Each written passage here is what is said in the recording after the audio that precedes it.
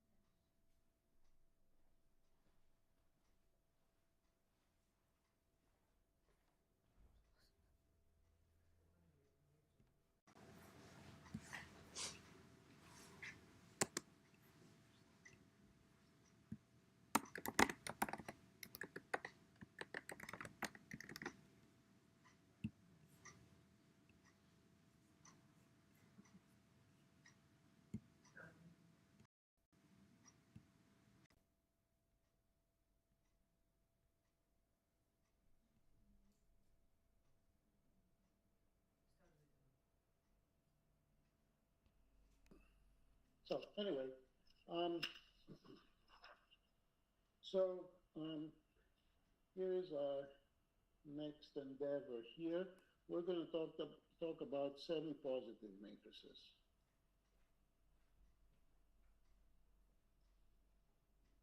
So the class SP that we discussed before, except I'm going to make a slight generalization here. The generalization is that I'm going to allow rectangular real matrices. If you don't like it, you can set m equals to n, and then it talks about square matrices.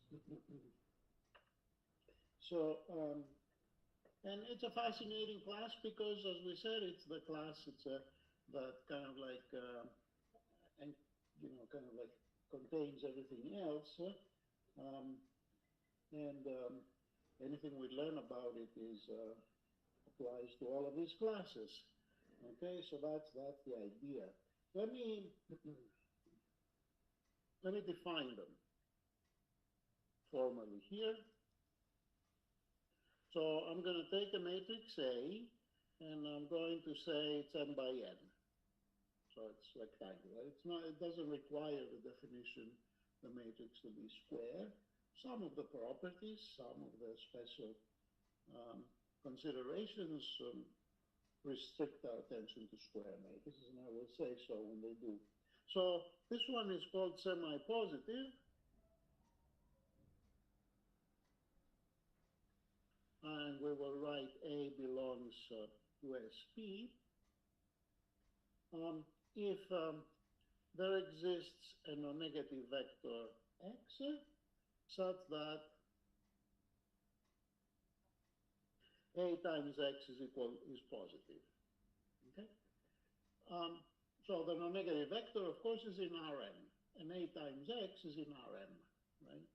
So x is in Rn, A times x is in Rm, if it's square. Notice that equivalently, I could impose as a definition the existence of a positive vector x, such that Ax is positive. And, there's no loss in generality or in the definition if we impose that x is positive, simply by continuity. So let me put it here as a parenthetical comment. By continuity, A is semi-positive if and only if there exists a positive x such that Ax is positive.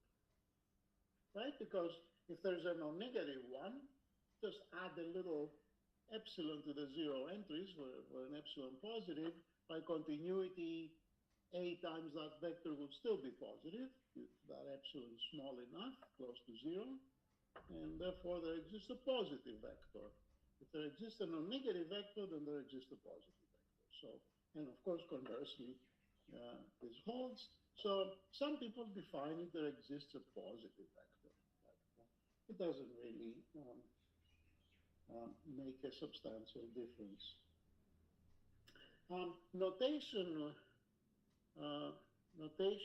it's actually a definition. I will use a set that I will call S plus of A.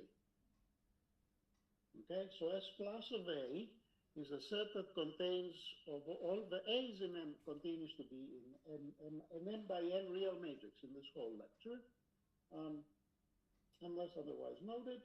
So this contains of all the vectors in Rn such that the vectors x are non-negative and A times x is non-negative. So notice that this includes the zero vector, okay, which would not be one of the x's that make the matrix semi-positive, because the zero vector A times zero is zero. So this is in fact for a semi-positive matrix, this set the set is non-empty and it contains a non-zero vector. And conversely, if this set contains a non-zero vector, X, then the matrix A is semi-positive. So notice A is semi-positive if and only if S plus of A is different than the set that contains only the zero vector. So if it contains something else, it must be a non-zero vector, and therefore it fits the definition of semi-positivity, that vector. Some people give it a name. I forgot if we gave it a name, but we call it the semi-positivity cone or something like that, because it's geometrically what was defined yesterday as a convex cone. A little more terminology. I don't want to call it definition because it's just convenient terminology. It's not a class of matrices that I want us to retain in memory, except for just the next little bit. A matrix C. I just want to point out one thing. I mean, I don't know whether I'm correct or not. This A is semi-positive. It should be the interior of that is non-empty, no?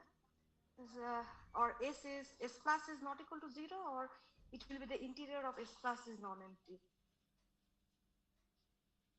Well, the way it's defined, right? Yeah, you could. Sure. I mean, yeah. If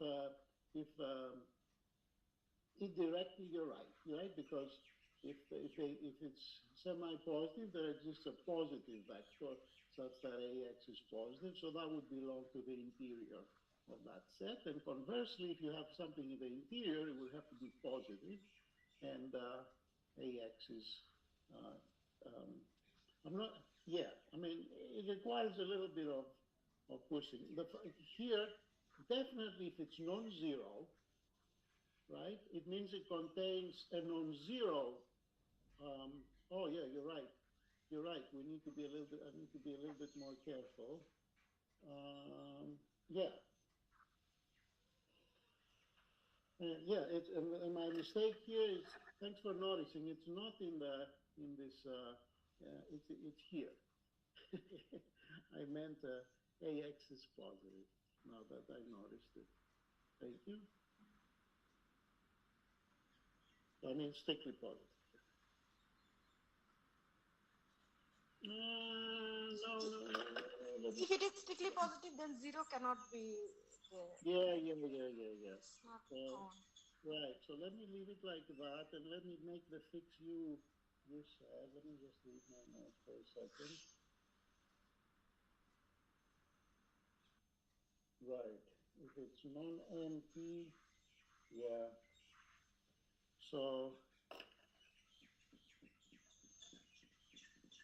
what's the right thing to say? Yeah. So, okay, I think you have the right fix, Manvita, thank you. I'm going to replace this condition with the interior of this being non-empty, right? Does this sound better? So in other words, there's a positive vector. I'm not even sure about that now. Wait a second. The thing that we can try and do is in S plus A, you say that it is X non-negative, comma, 0 not equal to AX non-negative.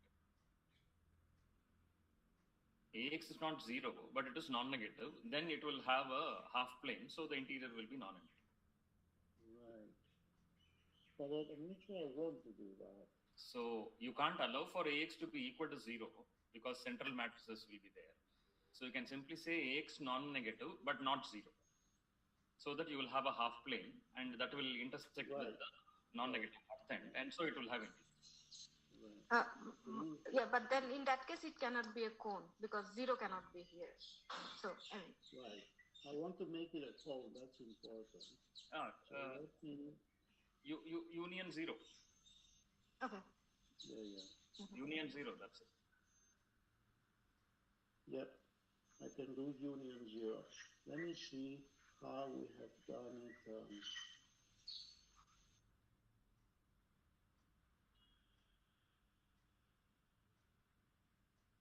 Yeah.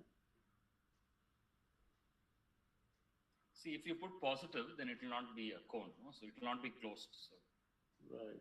that's a problem. Right. So, holy cow. Just 1 second.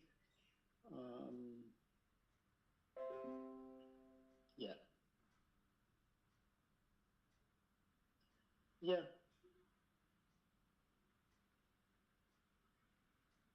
Yeah. I think I'll scrap this and I'll do a nicer, cleaner fix. Okay. Which will match what I want. I'll just set this to be, it's not a cone. I'll just set to be, it's kind of a hybrid fix of what you both said. So I'll make this strictly greater than 0. And of course, S plus A is different than empty if and only if A is in SP. Yeah. And S plus A union the 0 vector is a cone. Okay, how's that? Let me get this done. I think that holds water now, right? So if it's non-empty, it means there's a vector in there that's in SP, and if it's in SP, that's AX is positive. And conversely, if it's positive, if there is such a vector, then yeah, it's semi-positive. So I think that's true, and it's not a cone. I wanted it to be a cone for some reason. I think the only way to make it a cone right now is to just physically attach zero to it. Okay. Is that okay? No objection to that, right?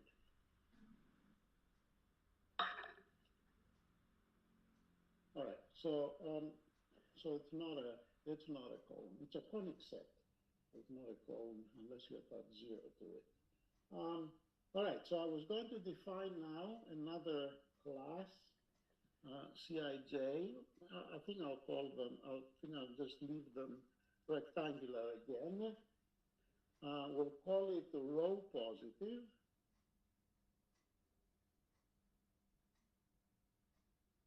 Is rho positive if C is greater or equal than 0, so it's a non-negative matrix, and every row, so for every I, there exists a J such that Cij is positive. So it's a non-negative matrix, every row of which contains a positive entry. But you're not allowed to have a 0 row. Then we'll call it rho positive. Not a very good name, but nevertheless, that's the terminology we'll use. And then a matrix B with entries Bij, also square, also rectangular, we'll call it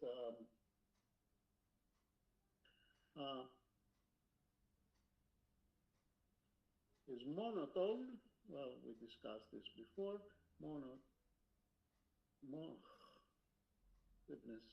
Monotone. If p times x greater or equal than 0 implies that x greater or equal than 0. So we discussed this class before on the positivity classification hierarchy. All right. Why do I want these two new matrices, the rho positive matrices and the monotone matrices? Because I want to identify the modifications I can do to a semi-positive matrix and keep it semi-positive. Okay, semi-positive. So here's a kind of a basic result. And we'll see if we can actually write down a quick proof. A in M and an n by n matrix, real matrix, is semi-positive.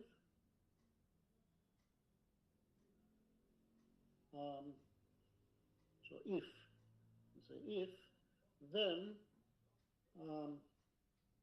C times AB is semi-positive.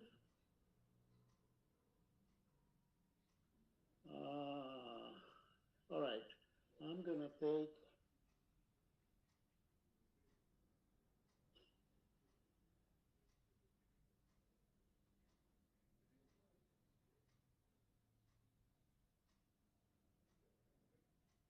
I want to multiply C and A, so I want to make C. So let me, I mean, there's nothing wrong formally with the definition, but let me call this one, let me say this one is in CM. Let me take them square. And this one I'm going to take in CN. So I can multiply from the left the m by n matrix A by C, because it's m by m, multiply from the right by the n by n matrix N, B, so because it's n by n, and still have an n times n matrix, and I'll say this is semi-positive for all row positive matrices C and monotone matrices. I should fix this in my notes. B, that I'm taking A and B in the definition to be square. So this identifies a basic matrix multiplication that preserves semi-positivity. You can multiply from the left with any row positive matrix, and it remains a semi-positive matrix. You can multiply from the right with any monotone matrix, and it remains a semi-positive matrix. Yeah, I'll skip the proof. It's a two-line proof. It will be in the notes that I will distribute. Very, very simple proof, just based on the definition. But if you were interested, what can we multiply with a semi-positive matrix and retain, for it to remain semi-positive? This is two obvious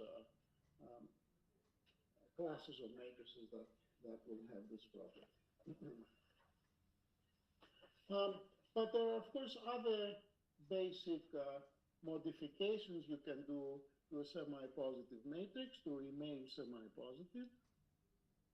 And I will list them next.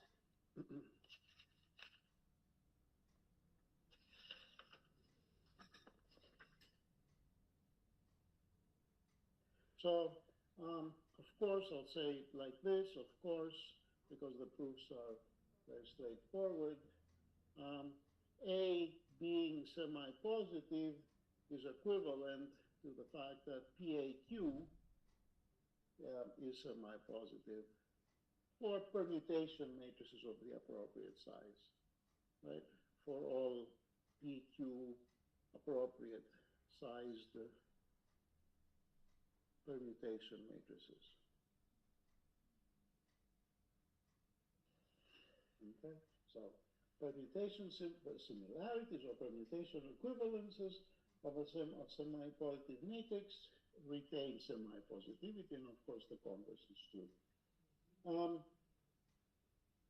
Same thing about, of course, diagonal scaling. So A is, of course, semi-positive if and only if DAE is semi-positive for all positive, for all diagonal matrices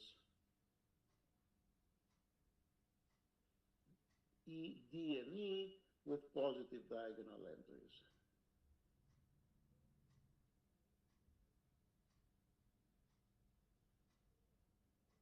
Okay, so scaling by positive diagonal matrices from the left or the right retain semi-positivity. Another trivial thing you can do to them is that if you start with a semi-positive matrix, you can add there as many columns as you want, right? So it remains semi-positive. So that implies that if you take A and you add a whole bunch of columns, I don't know, my notes here are getting away from me. Let me get them closer. If I add B1, B2 down to B sub K, I just added columns here. K columns in Rm, then of course this is still in SP. So adding columns doesn't destroy semi-positivity, right? Because if there is the vector x that makes A semi-positive, you can add zeros to it underneath it so that it kills those columns B1 up to Bk, and it's still a non-negative. It's still a positive vector. So adding columns retains semi-positivity. Deleting rows. That means if you deleting rows,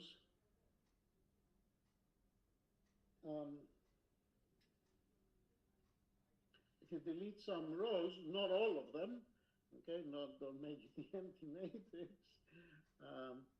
not all,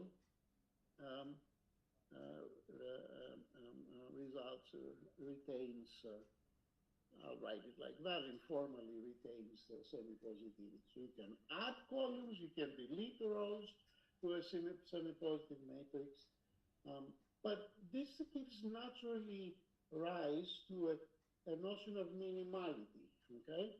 So we say A is minimally SP, semi-positive, if when you delete a column, you destroy semi-positivity. If deleting a column results, I'll write it informally, as not being semi-positive, okay? Any one column, some column, right? So, because, you know, you could have, it doesn't have any extra column. It wasn't a semi-positive with some extra columns and you're deleting one of the extra columns. Well, the one you deleted was instrumental in the existence of something in that coldness plus of A.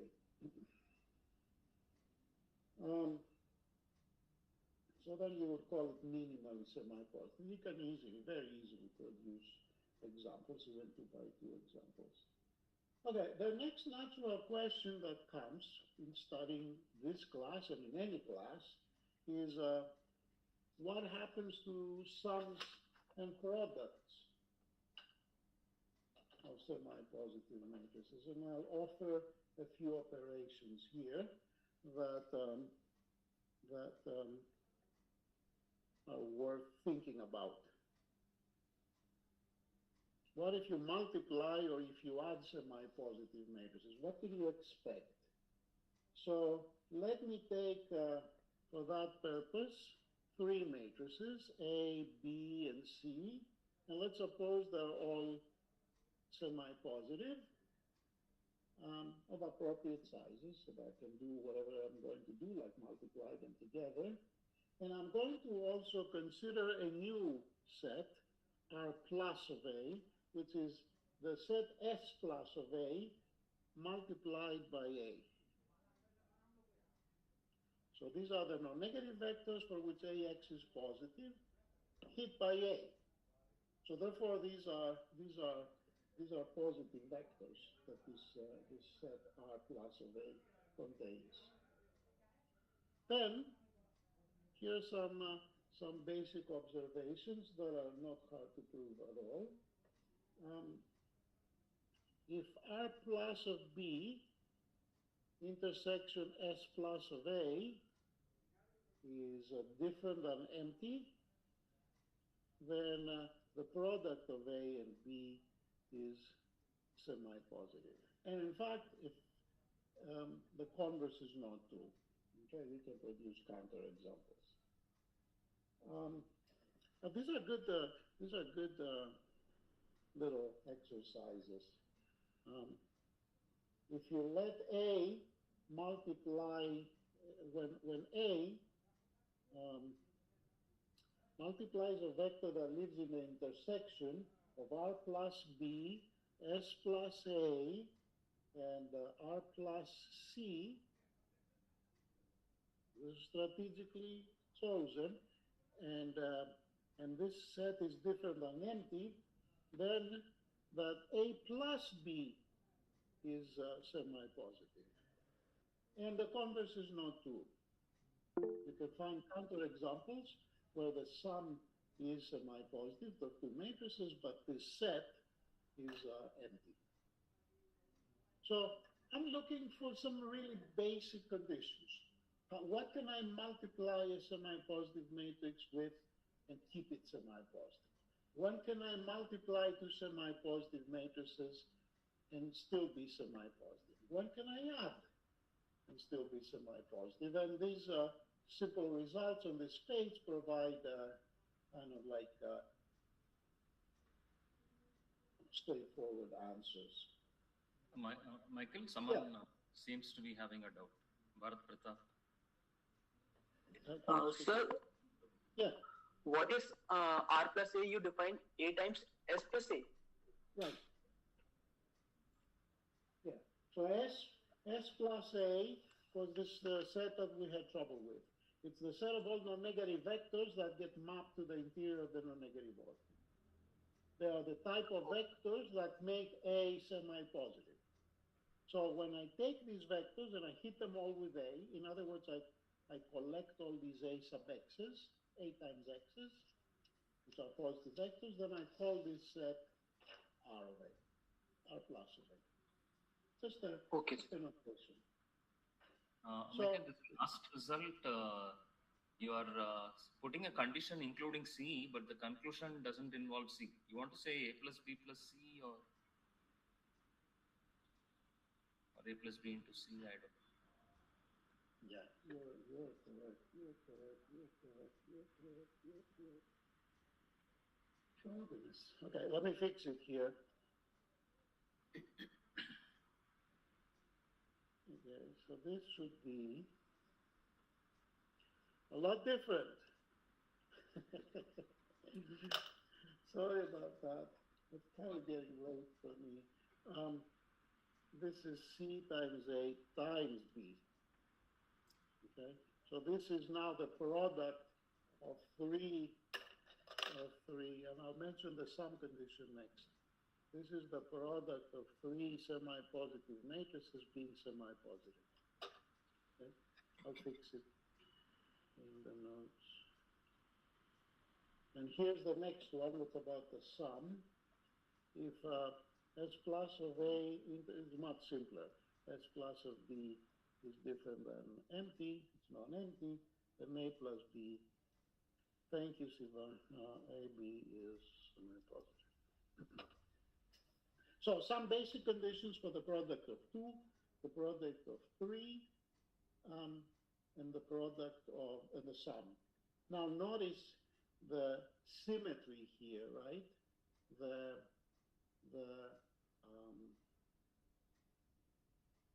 factors on the left and right, what's involved with them is the R set, right? And that makes sense, right? Because I want to hit with B and I want to hit with A, with C, right? And in the middle is just the S set.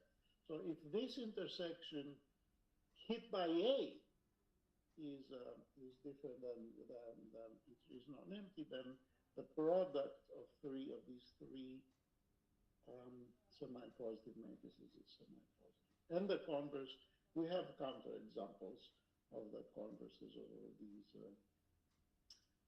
They are kind of like the weakest, most natural conditions we could devise so that we have retainment of semi-positivity.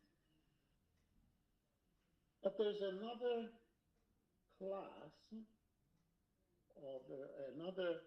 class of operations. So okay, I'm trying to see. So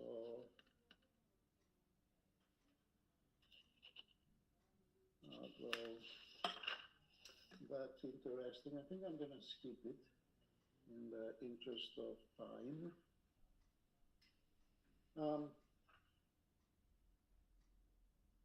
When you concatenate matrices, I'm going to leave that for perhaps a tutorial or something like that. And also there is a very nice characterization that I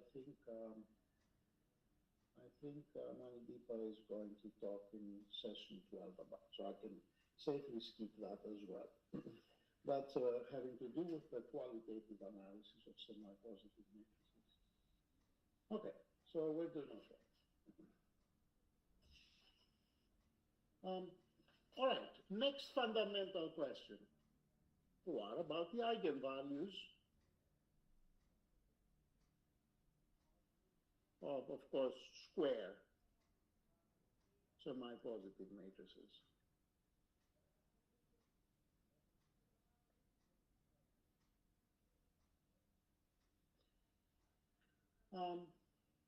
Anybody? So that's a question. Anybody want to make a guess? Now, why am I asking this question? Remember, the semi-positive matrices are kind of like the weakest, the least demanding generalization of non-negative matrices. Right? For non-negative matrices, you multiply, for a negative matrix A, you multiply A by a non-negative vector X, you always get a non-negative vector X. So particularly if it's positive, you're always going to get a positive vector if A times X, if X is non-zero and non-negative. So from entry-wise positivity, moving down to semi-positivity, we essentially go from for every vector to there exists a vector, a positive vector, right? So it's a very, very weak condition to put on a matrix.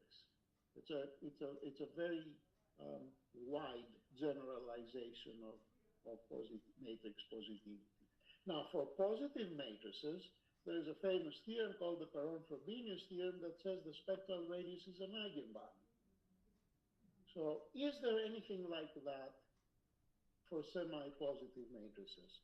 So if A is positive, right, of course A is semi-positive, and then we know that's the Perron-Frobenius theorem,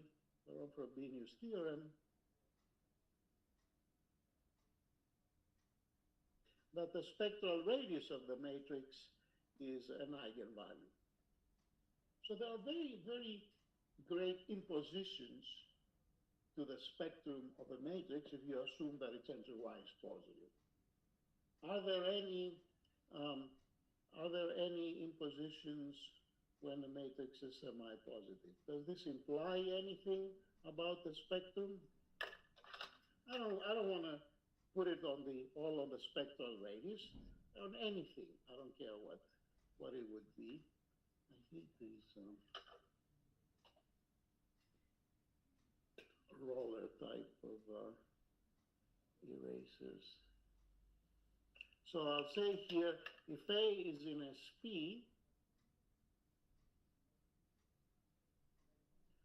can we say anything?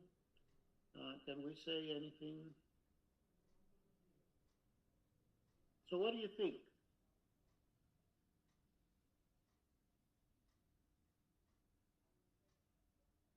About the spectrum of A? I mean, it's a natural question to ask. Is there some imposition? And the answer is no.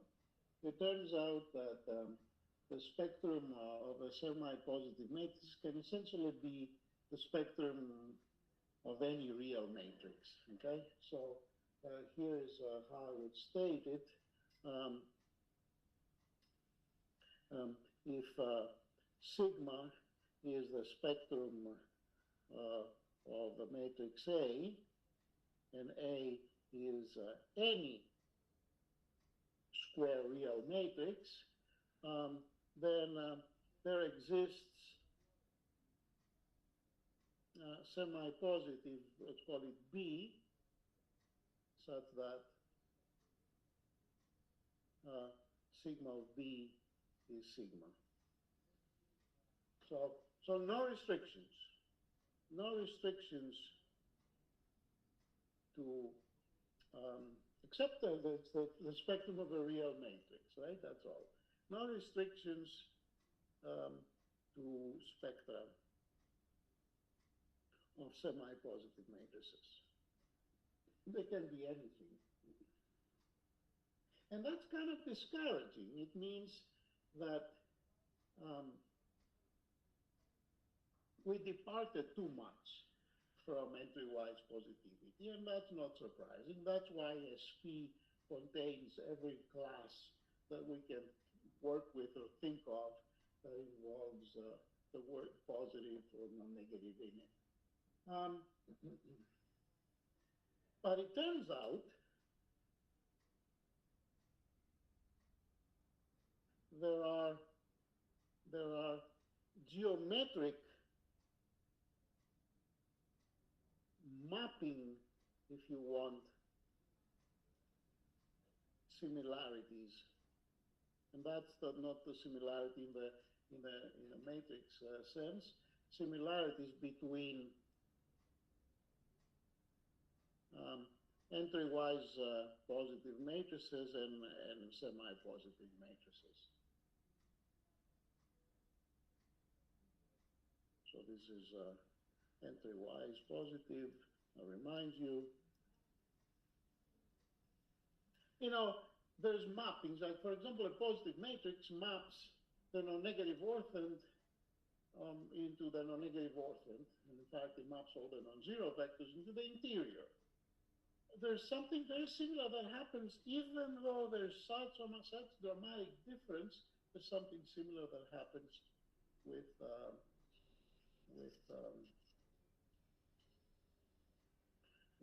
semi-positive matrices, and I will try to give you a flavor of that next. So this flavor comes from a very naive, but at the same time very powerful characterization of semi-positivity. Okay, that characterization doesn't necessarily allow you to detect semi-positivity easily. That's not a very hard, but it's a non-trivial problem. But it allows you to construct all semi-positive matrices. So here's a little theorem. By the way, many of these things are in specific papers. Some papers are authored by people that are present in this group. I'm skipping these formalities because the notes that I'm going to give you have a very, very precise attribution of all these results to specific references and prior work. Yeah. I'm just curious about the result that you have said, that if we are given any a spectrum of any matrix, then we can able to find out a semi-positive matrix. Yeah. Whose spectrum is that? I'm just curious, if it is A is a nilpotent matrix, then how it will look like semi-positive matrix B? Nilpotent.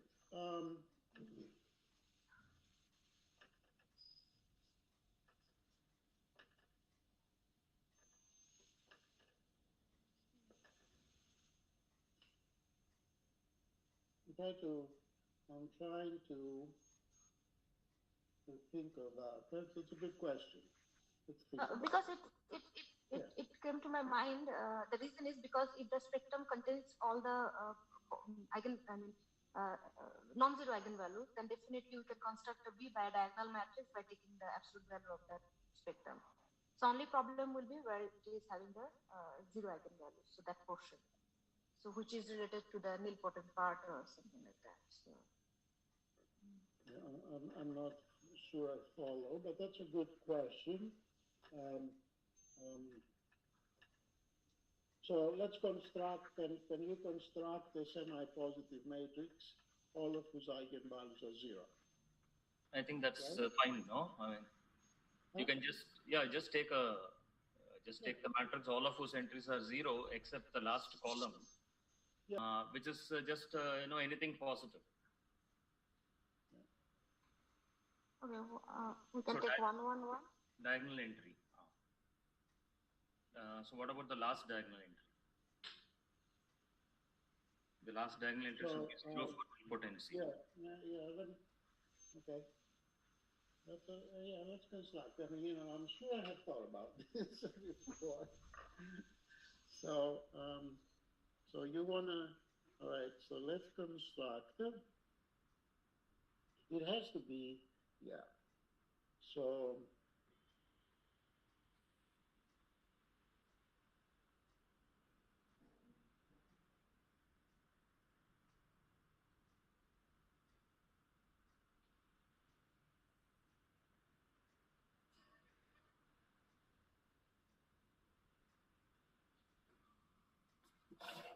so okay, so let's construct SP matrix A such that the spectrum is just all zeros.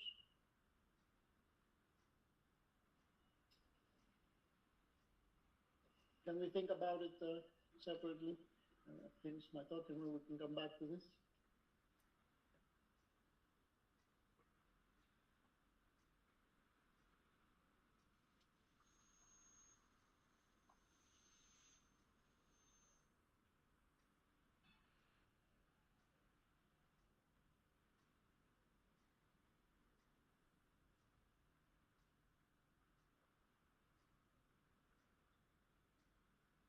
Yeah. All right. Well, we can think about it in a second. Let me finish. Is that okay? Yeah, that's fine. Yeah. Okay. So we'll come back to that question. It's an interesting question. Can we salvage Penteron from Venus here? So I wanted to mention this here, and I think that this would be the end of this talk.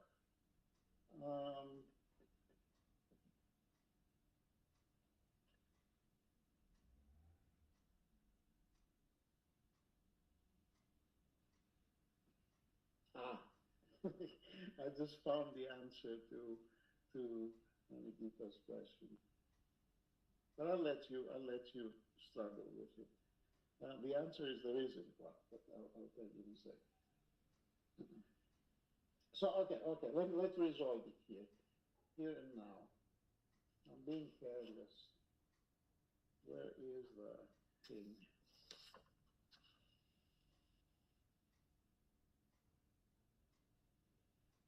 So here, sigma is the spectrum of A. There's one exception. The spectrum of A is a real matrix, and A is different than alpha times the identity, where alpha is less than or equal to 0. So the eigenvalues of a semi-positive matrix can indeed be anything except a repeated 0 or negative eigenvalue. Okay, that's what the theorem that we have says. So that, therefore, there is no semi-positive nilpotent matrix. Because the all zeros sigma would be the spectrum of the zero matrix. And the zero matrix is 0 times the identity. And that's forbidden. So the spectrum, okay, so let's correct this. The spectrum of a semi-positive matrix can be equal to the spectrum of any real matrix except non-positive multiples of the identity. Okay?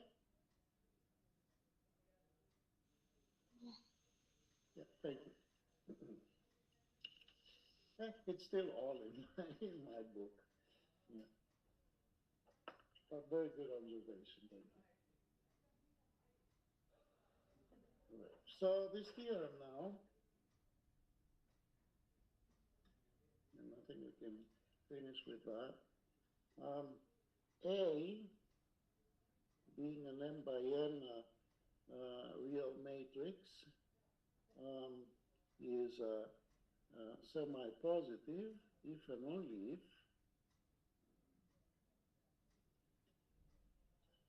there exists a matrix X in Mn, an n by n matrix, such that X is positive, and there exists a Y in MM, such that Y is positive. I like here X is positive and X invertible, such that A is equal to Y times X inverse. So semi-positive matrices turns out that they are exactly the products of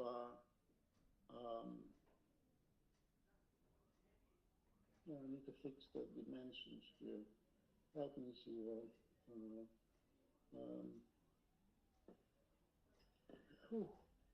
So this is n by n, n by n, n by n. So y is m comma n. There. So they're exactly the products of positive matrices with inverse positive matrix, with the inverse of an inverse positive matrix. So with the inverse of a positive matrix, right? So you can always find a y and an x as prescribed. X is positive and invertible, so it's square.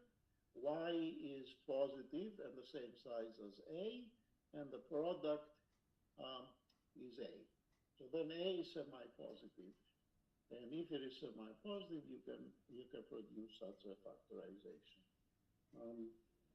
And I have a corollary. I mean, the proof it will be in the notes. I don't have time to go through the proof. It's not very hard. A corollary of that, which goes directly into the heart of the problem I posed before. Is there a geometric mapping type of property that's similar between entry-wise and semi-positive matrices? For semi-positive matrices, for entry-wise positive matrices, they map the non-negative orthant to the non-negative orthant. In particular, they map the non-zero non-negative orthant into the interior of the non-negative orthant. Well, there's something similar that you can say based on this factorization. It says that if A is a semi-positive matrix, if and only if A times K1 is equal to K2, okay? For where K1 is a polyhedral cone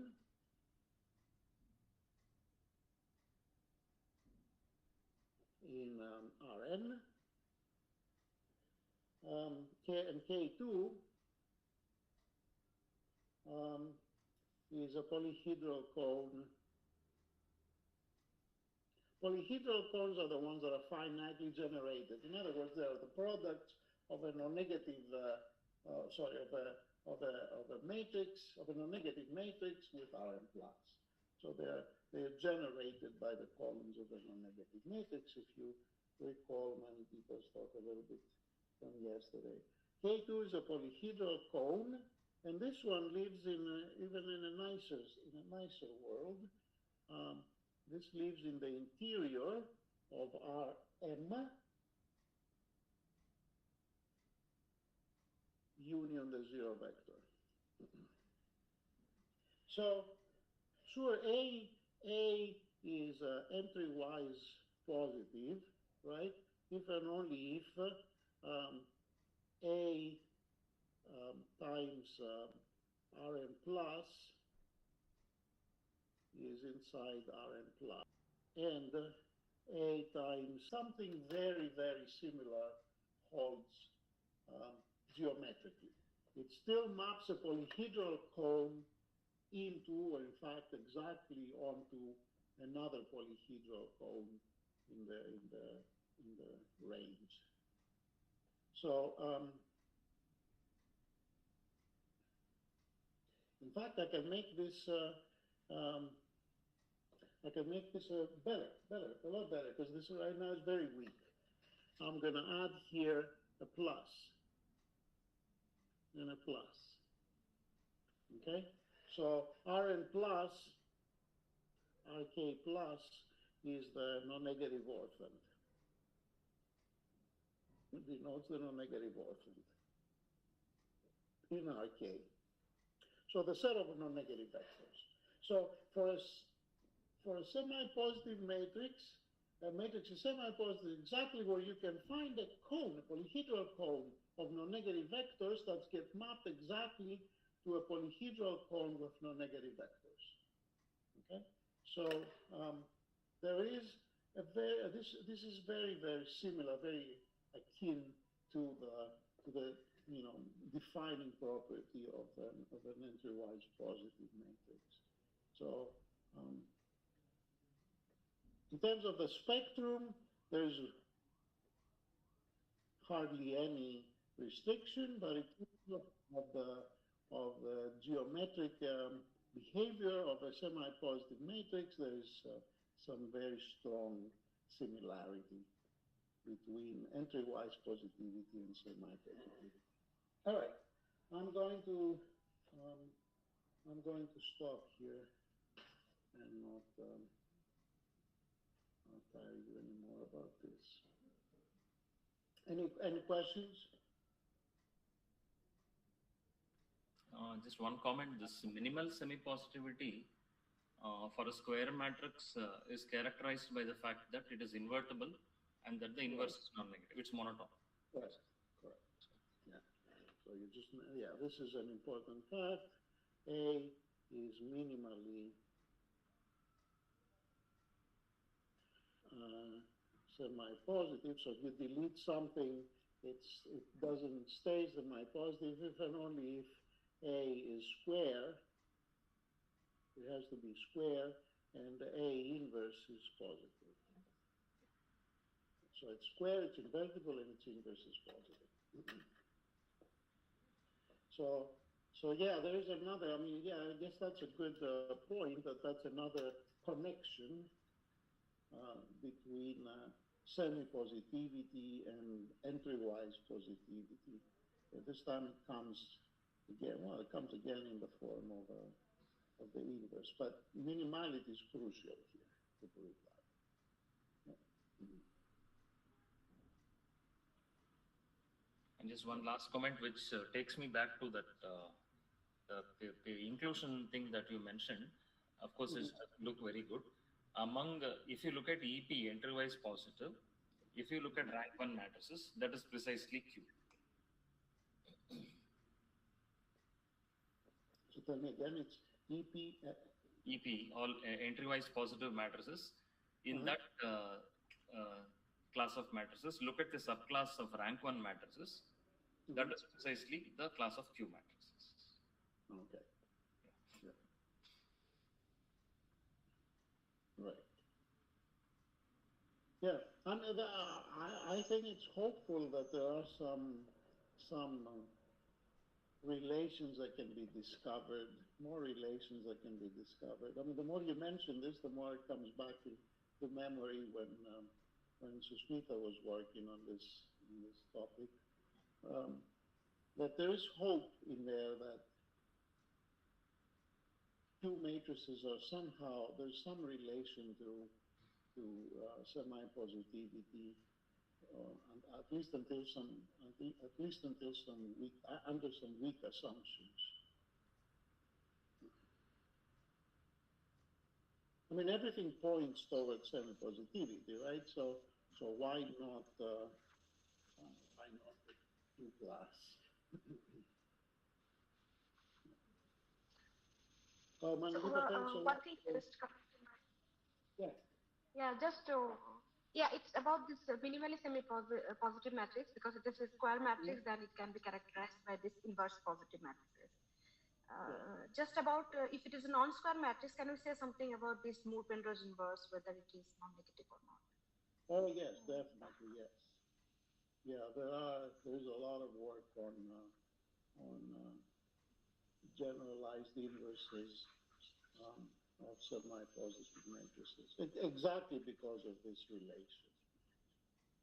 So that also gives the characterizations of the minimally semi-positive matrices? I don't recall the exact results, whether they are characterizations, but I am pretty sure they're very, very common, very similar in nature. Yeah, but there's some notion of minimality, of semi-positivity that generalizes some, I wouldn't call it minimality, some version of semi-positivity that of a rectangular matrix that is associated with the generalized inverse of such a matrix. In fact, there might be even people in this audience that have worked on that. I don't recall.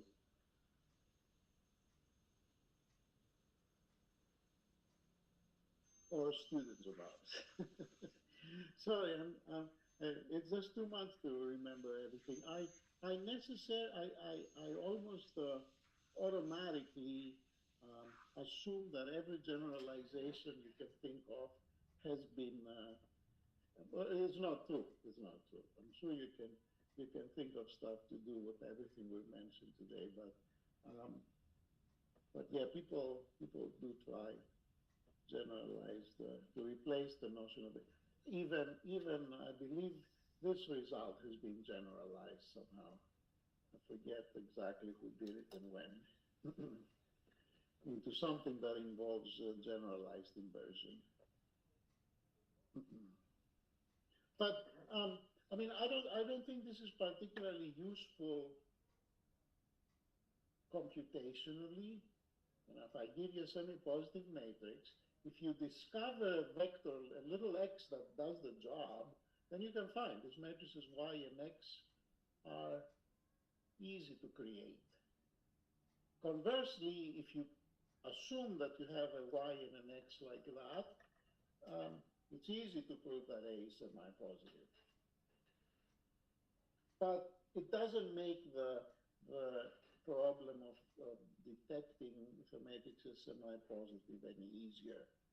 You still have essentially to look for a vector x, little x, such that A times negative, such that A times x is positive. And, you know, this is not it's a polynomial problem. I don't think it's a hard computational problem, but it's non-trivial. I remember I had a student once who moved on, and I don't know what, he actually wrote a little. Just another thing is coming to my mind. It's like this factorization, it's for the semi-positive matrices. So what happens if that is a particular case? If it is a minimally semi-positive matrices, then does we have any more restriction or any more conditions? Can it be factorized in terms of this kind of factorization, minimally semi-positive matrices? Well, yeah, I mean, okay, let's, if A was square, so therefore y and x will also square led by n, you know, and A was minimally semi-positive, that would say that x times y inverse would exist, is a positive matrix. So yeah, you're right. I mean, you can devise a characterization of minimally semi-positive matrices through this, because it would say a matrix is minimally semi-positive if and only if it's the product of a square invertible non-negative matrix times the inverse of another square invertible square matrix. But, you know, it's the same as saying, it's trivial because, you know, you can write A inverse, which is positive, as the identity times A inverse. So, or you can write A as I times A, you know, and that fulfills the requirements. But, yeah. The construction is very specific of this X and this Y, and very simple. You basically take the little vector X that makes A semi-positive, and you construct both A and Y like that very easily. You can look up the proof in they're both in the book, and they're in papers with one paper that I did initially by myself, and then a subsequent paper with Siva. We extended it to a rectangular case. So, yeah, I don't think a minimal semi-positivity gives something interesting. But, yeah, because I mean, if you think about it, minimal semi-positivity is easy, right? You just take an invertible matrix that's positive. And then its inverse is minimally semi-positive. That's exactly what minimal semi-positive matrices are.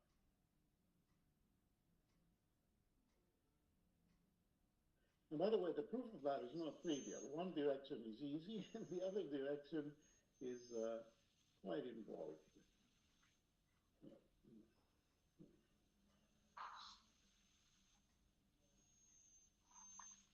All right, so thank you all. I don't know, we'll take a little break and come back for a little bit. I'm not sure I have another 45 minutes in me, but I may have a few minutes to talk about a little bit about, I'll go back and talk about the principal Taylor transforms if you wish. Okay, so it's around 10:30 after 15 minutes. We will meet again. Great, thank you. That will give me enough of a break to make something to drink. Yeah, Thank you. I have a meeting at 11, so I may not be able to join. No, that's fine. You're excused. Okay. Thank you. Bye-bye. All right.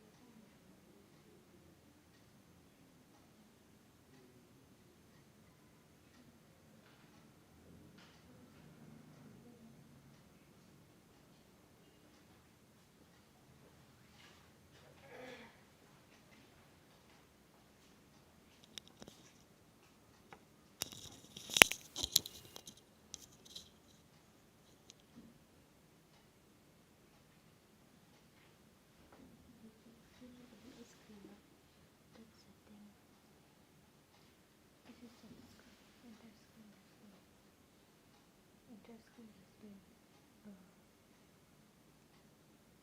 is the entire screen I just shared, so it cannot, we cannot change. Can we change that? Yeah, if you change it, then invert and see it here what is happening. I checked it with one screen, then it was having lots of problems.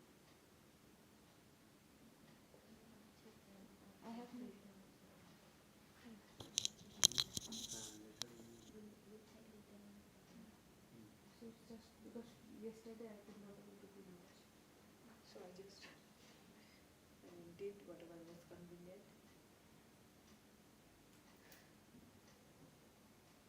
We'll check it then.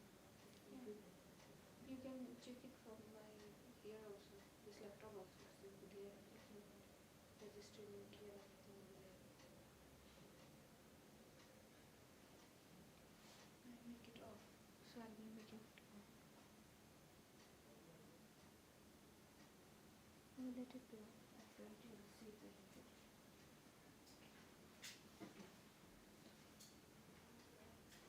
Only issue here is the internet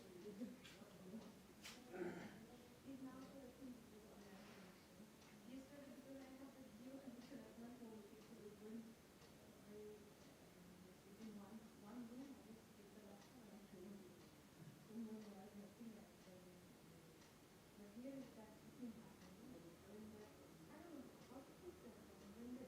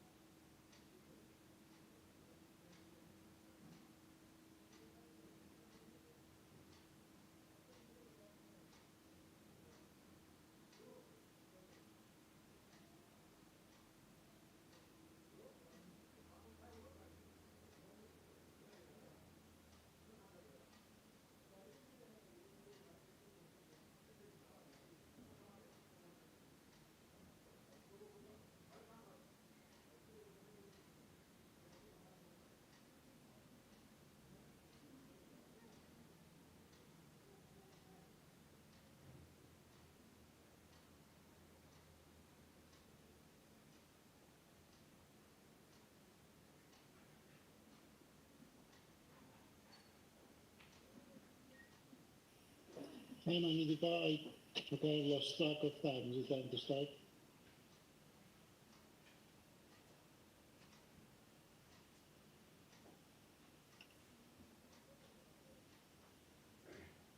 Is it time to start? No, you're Yes, I muted. think, yeah, if it is okay, then we can start, and if it's okay with you, then we can start. Yeah. All right, sounds good. So I'm sharing with you because I think it would be cleaner this way. I wanted to go back to the principal pivot transform and mention this notion of basic factorization because it will come up again when we discuss P matrices. And also show you another curious fact.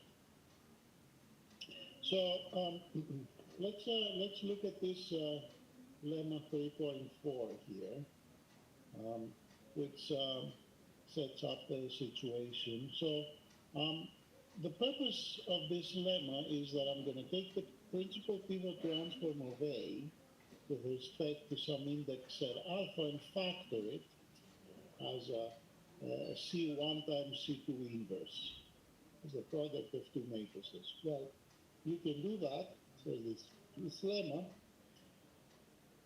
by constructing C1 and C2 as follows. You create two diagonal matrices, T1 and T2, whose sum is the identity. And these diagonal matrices have on the diagonals zeros and ones.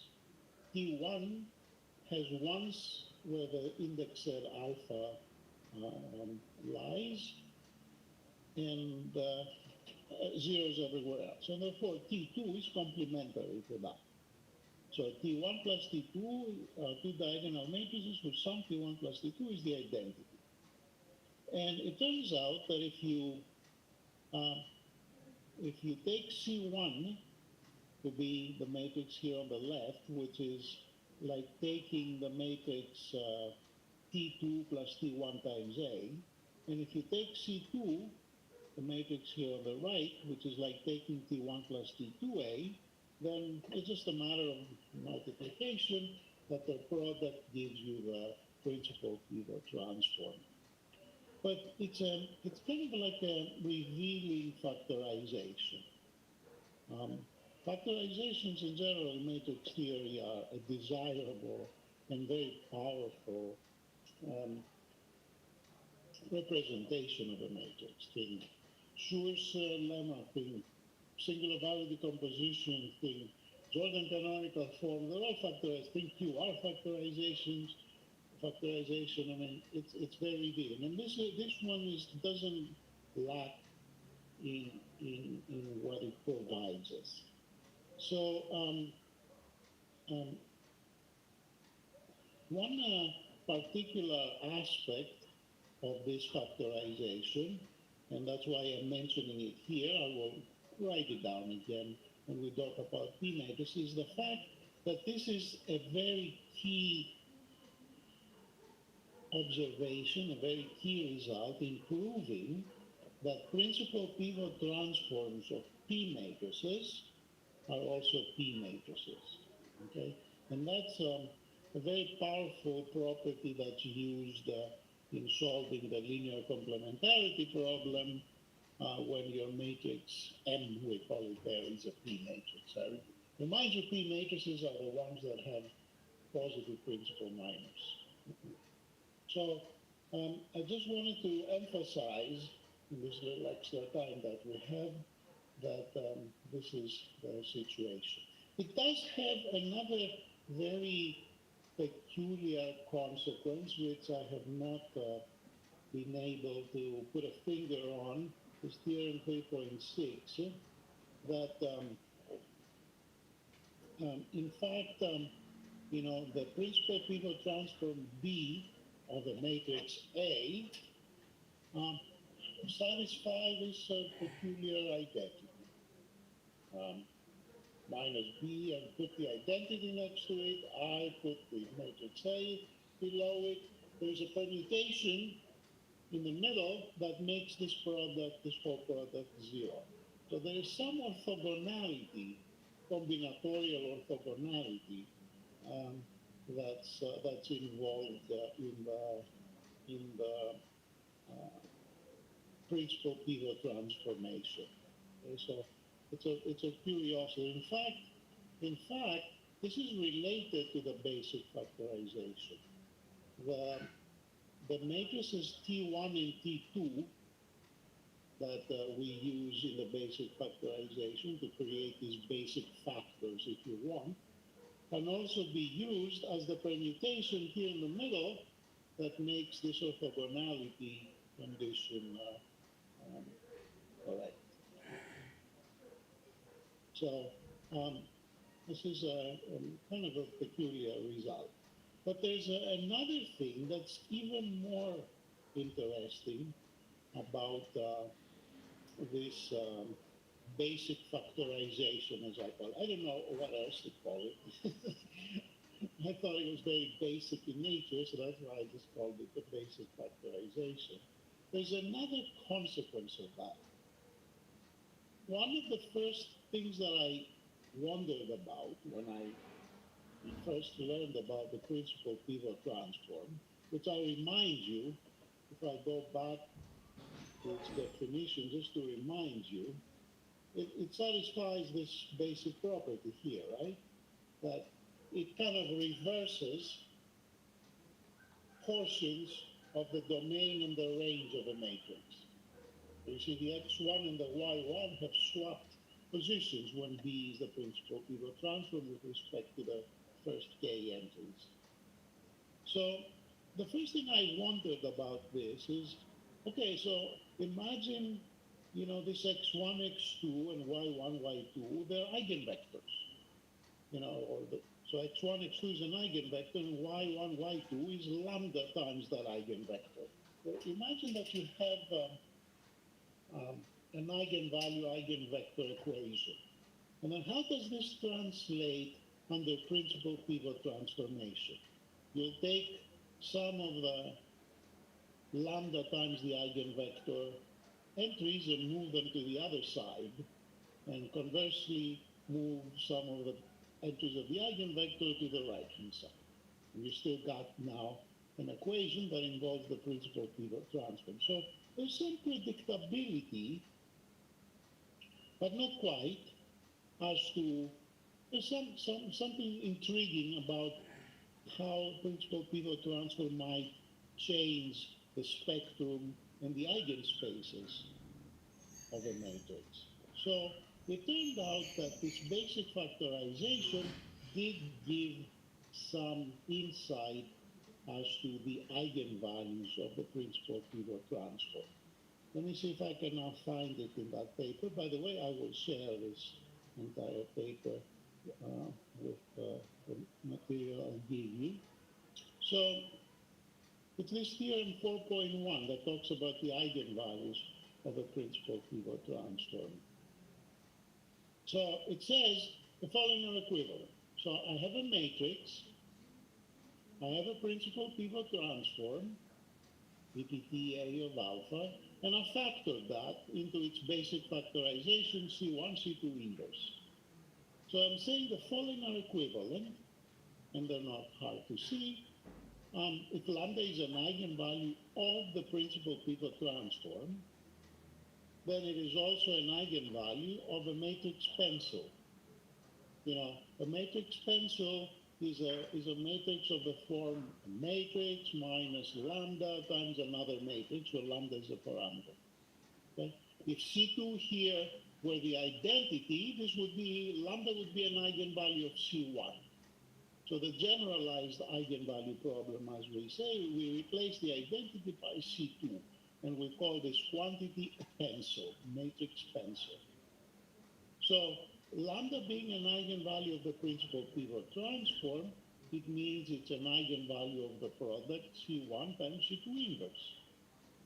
But if it's an eigenvalue of C1, C2 inverse, you can multiply by C2 both sides of the eigenvalue-eigenvector equation and obtain an eigenvalue of the matrix pencil. So that's fine, but here's what is peculiar about it.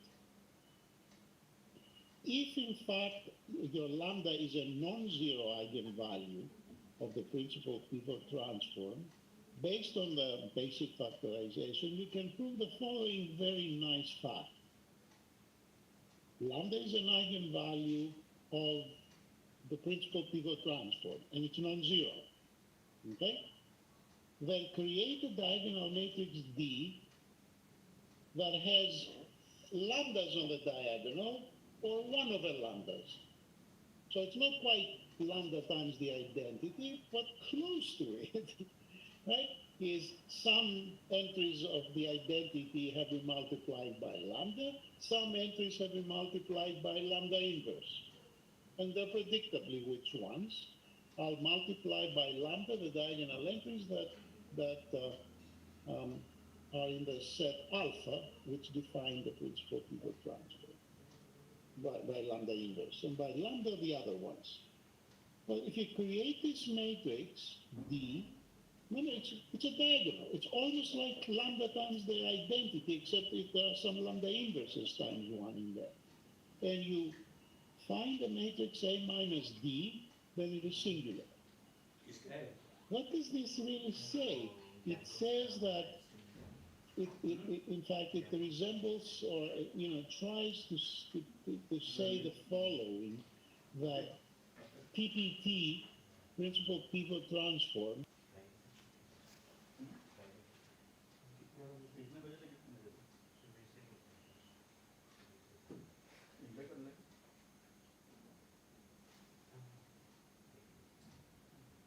not A minus lambda I, but it makes singular A minus this D, where some of the entries of D are entries of lambda I, and some of the entries are entries of 1 minus lambda I, 1 over lambda I. So there's some notion of partial inversion, which makes sense. Remember, because, if you start doing PPTs with a partition of the set 1 up to n, you're going to end up with A inverse, right? If alpha was all of the set from 1 up to n, then this D would be 1 over lambda times the identity, right? So it would be actually lambda times the identity, which makes sense. So this is interesting, and in fact, it leads to something that might be useful. So here's this proposition. I kind of summarize this. It leads to an ability to write down the characteristic polynomial of the principal pivot transform. It is a polynomial in lambda. It involves the determinant of A minus D as we constructed this D, and everything is divided by a constant. So you can actually write down the characteristic equation of the principal pivot transform. It just requires a little bit of effort to prove that, but it does give some tractability to how the eigenvalues change when you make principal pivot transformation. And you may think that this is just an algebraic curiosity, the curiosity of a mathematician. But it turns out to be useful to be able to change the eigenvalues. And I have in this paper an application of that. Let me go to it. We will see with the linear complementarity problem that perhaps the most practical methods to solve it are iterative methods. And iterative methods will depend on splittings. And splittings will be good only if they lead to convergence.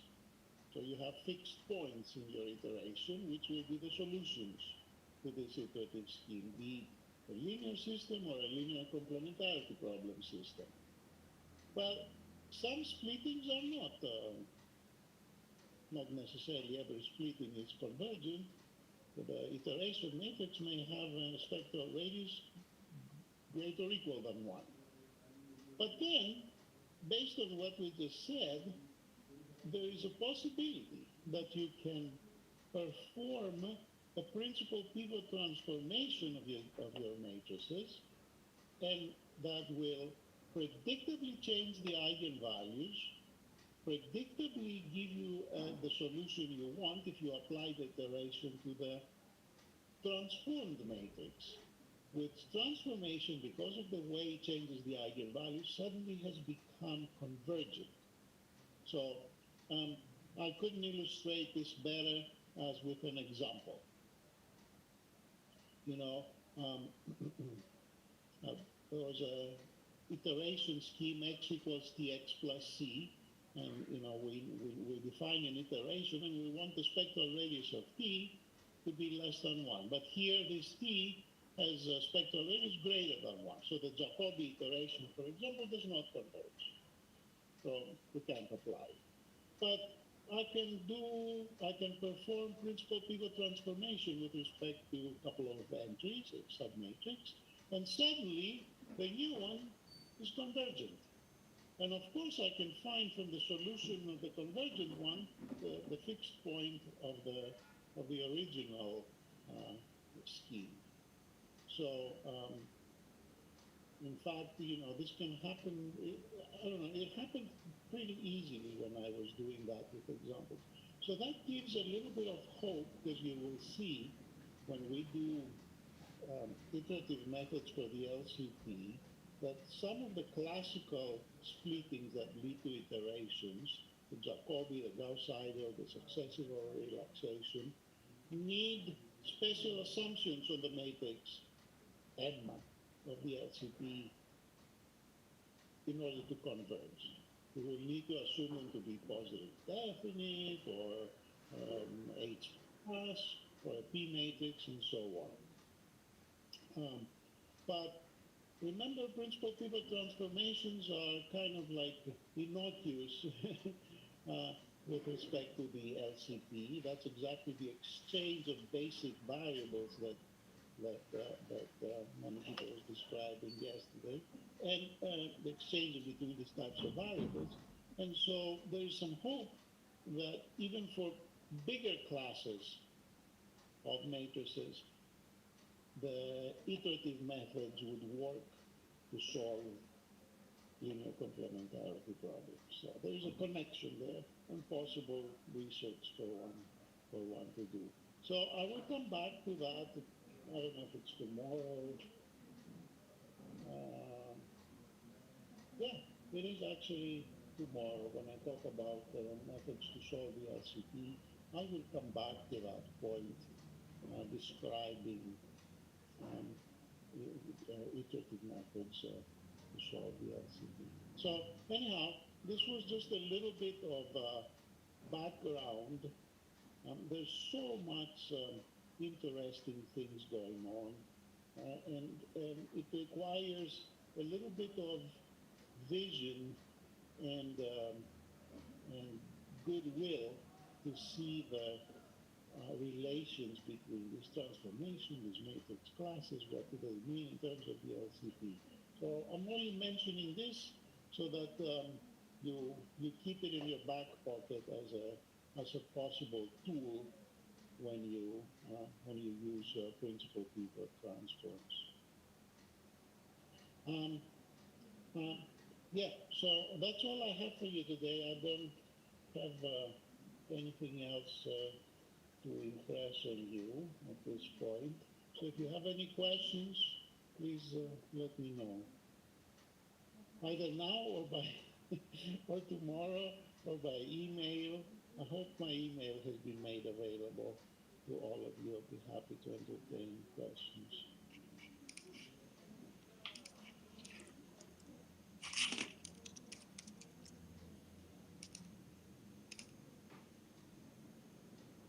So I'll wait a little bit to hear what you have to say.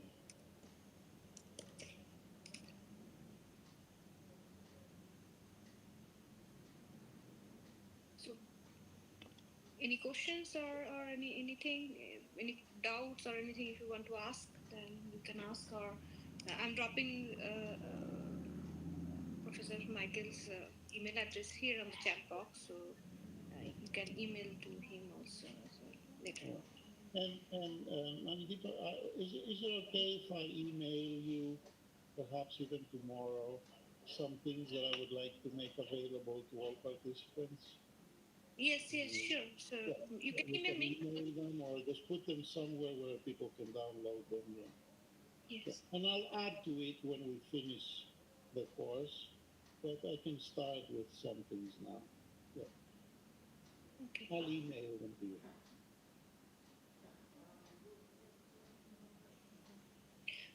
I just have just curious about this splitting. I mean, PPT. I mean, is that? I mean, because if you have given an example with the help of this Jacobi's method, Mm-hmm. the splitting. So, Mm-hmm. I mean, uh, It's is just that an can example. This can apply to, in fact, can apply to any of the any iteration. Look, I'm any? taking an iteration scheme here. X equals tx plus c, right? So I'm going to iterate. I'm going to call the x on the right the k plus first iterate, and x on the left, and x on the right the x plus k. And I'm going to iterate, and I want to see if there is a fixed point. If there is indeed an x, such that x equals tx plus c. So this matrix T there can be the iteration matrix of any splitting, the Jacobi, the Gauss-Seidel, the SOR, the SSOR, anyone you want. And it can happen, that this particular iteration matrix is not convergent. Its spectral radius is 1 or greater than 1. Okay? So there's conditions usually for these methods to converge. But even if it isn't, I can perform a transformation. Look here, I just changed the t to t hat. And the constant vector c changed to a d, where d is given by this. Mm-hmm. So what is this t hat?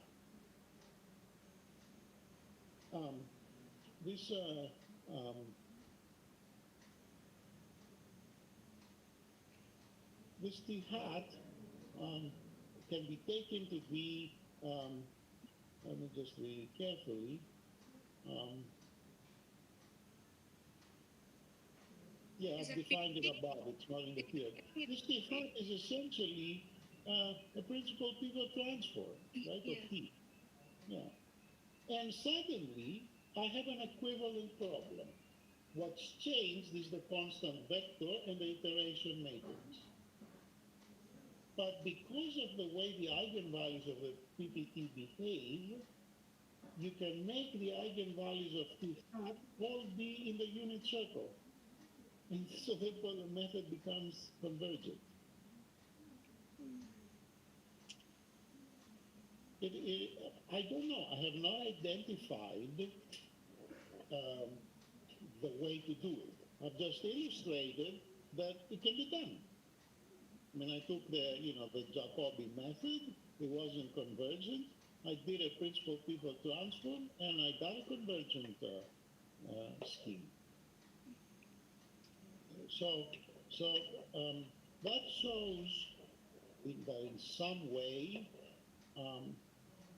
principal pivot transformation can be useful in solving systems, whether they're linear systems or linear complementarity systems.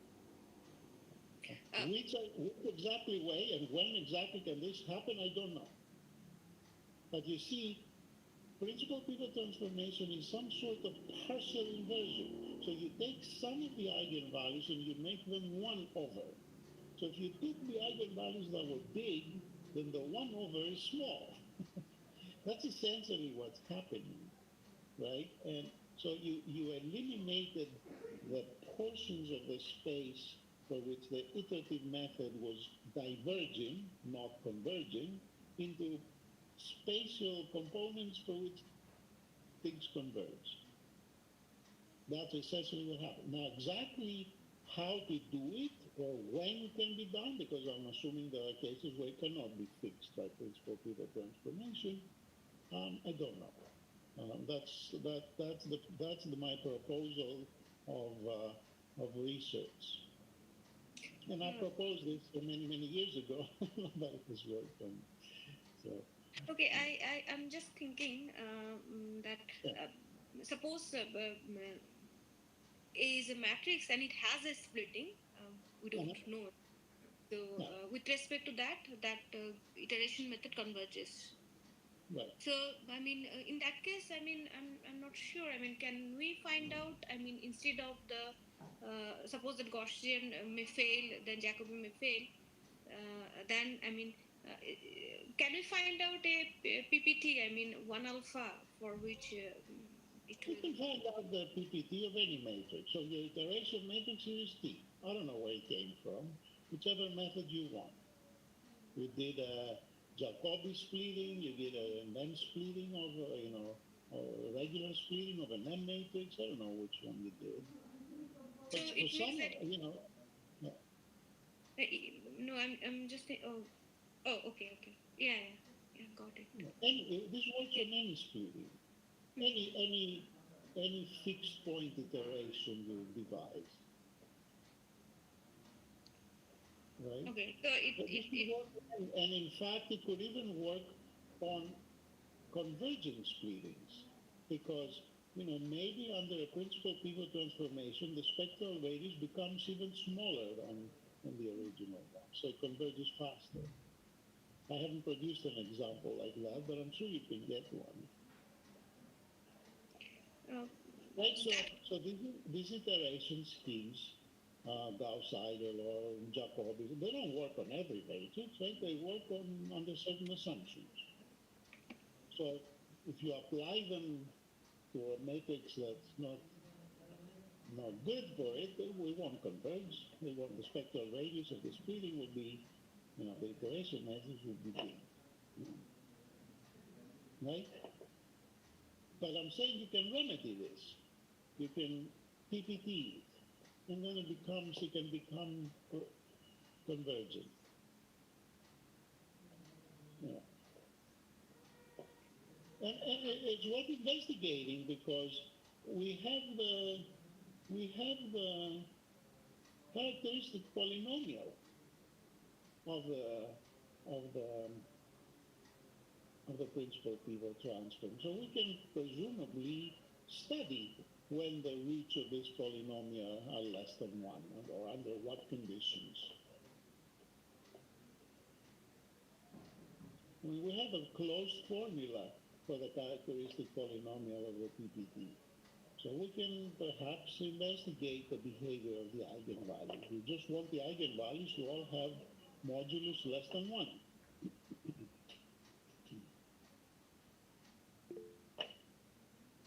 Anyway, I don't know, perhaps I haven't convinced you, but read it carefully when I send it. It's and see if you can get interested in this idea. It's maybe I missed some properties of PPT. Is that the spectral radius of a PPT is always less than equal to the, the matrix? No. Sometimes it will work the opposite way. I have no idea what it does. I know the general behavior, what happens to the characteristic polynomial. I know this peculiar behavior of kind of partial inversion, but I don't know what it does to the eigenvalues. But any particular classes matrices for which it happens? I don't know. That's exactly the question I'm asking. Yeah. So that's exactly the investigation that hasn't been done. So I just showed that by accident in this example, it worked. And I'm saying, is it an accident? Nothing is an accident, right? I mean, you can classify perhaps the matrices for which the eigenvalues of a PPT go into the right space in the world. Remember the Cayley transformation too, right? It's something that maps things in the unit circle. So all of these things are very closely related. So this is all I have is an example that it works. I have a proposition that says I can have two equivalent systems to solve, one with T and one with the principal pivot transform of P. And therefore, if I can identify where the principal pivot transform works, then I have identified ways to solve systems iteratively, even if they don't work with the classical iteration schemes. Yeah. I think one of the participant has raised his hand. Probably he's having some questions. So yeah, Bharat, please. Hello, sir. Yes. So yesterday you said if A is a P matrix, then its PPT is also a P matrix. Right. So is there any other class whose property preserved by PPT, or what can we say about the class of SP matrices? Yeah, SP preserves SP as well. Yeah. Think about it. It's easy to prove that it preserves SP because look at the wait a second. I'm gonna go back to the PPT. Look at what the definition of the PPT accomplishes. Where is it? Just give me a second to find it, and I'll remind you. So, A times x1, x2 is y1, y2, right? If and only if B, y1, x2 is x1, y2. That B is the principal pivot transform. Now, think about the definition of a semi-positive matrix. It says A times a positive vector is positive vector. But if you take x and y here to be positive and you exchange the x1 and the y1, the vectors remain positive. So you have B times a positive vector is a positive vector. So therefore B is semi-positive as well. So yes, PPTs preserve other classes too, not only the P matrices. In particular, they preserve the semi-positive matrices. They don't preserve structurally matrices, so they can take a symmetric matrix and break it. It's not symmetric anymore. But generally, they preserve a lot of these properties of positivity classes we encountered. So the answer to your question is yes, it preserves semi-positivity. Okay, so thank you.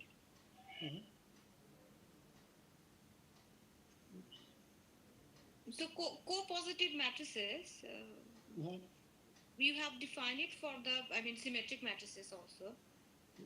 But that can be easily, generated to non-symmetric matrix also because of considering symmetry. You know what? Yes and no is my answer, because it turns out that a non-symmetric matrix is co-positive if and only if its symmetric part is co-positive. And therefore, the problems of the notion of copositivity without loss of generality can be restricted to symmetric matrices. You can prove easily that any matrix would be copositive in the sense x transpose AX is positive for all positive x's, if and only if A plus A transpose is copositive. So really, we only need to study copositivity for symmetric matrices. Yeah. I forget now what PPT is of copositivity. It's not. This is a good question you're asking. It's not symmetric anymore, right? Yeah. But then, therefore, you can say, okay, maybe now I have the non-symmetric version of copositivity. And perhaps you do. Take the PPT, take the symmetric part of the PPT, and see if that's copositive. So perhaps PPT doesn't preserve symmetry, but perhaps it preserves copositivity of the symmetric part. Yeah, because in my next lecture, I have taken the definition of the co-positive without loss of this non-symmetric matrix also, because we can consider the symmetric part and then that's what. So yeah, I mean, I don't recall if I ever looked at it. So take a co-positive matrix and find its PPT. Okay, for me, a co-positive matrix is also symmetric. So you took the PPT and it's not symmetric anymore. Well, call it B. Well, take B plus B transpose and see, is that co-positive? I suspect it is. I give it a good chance that it is.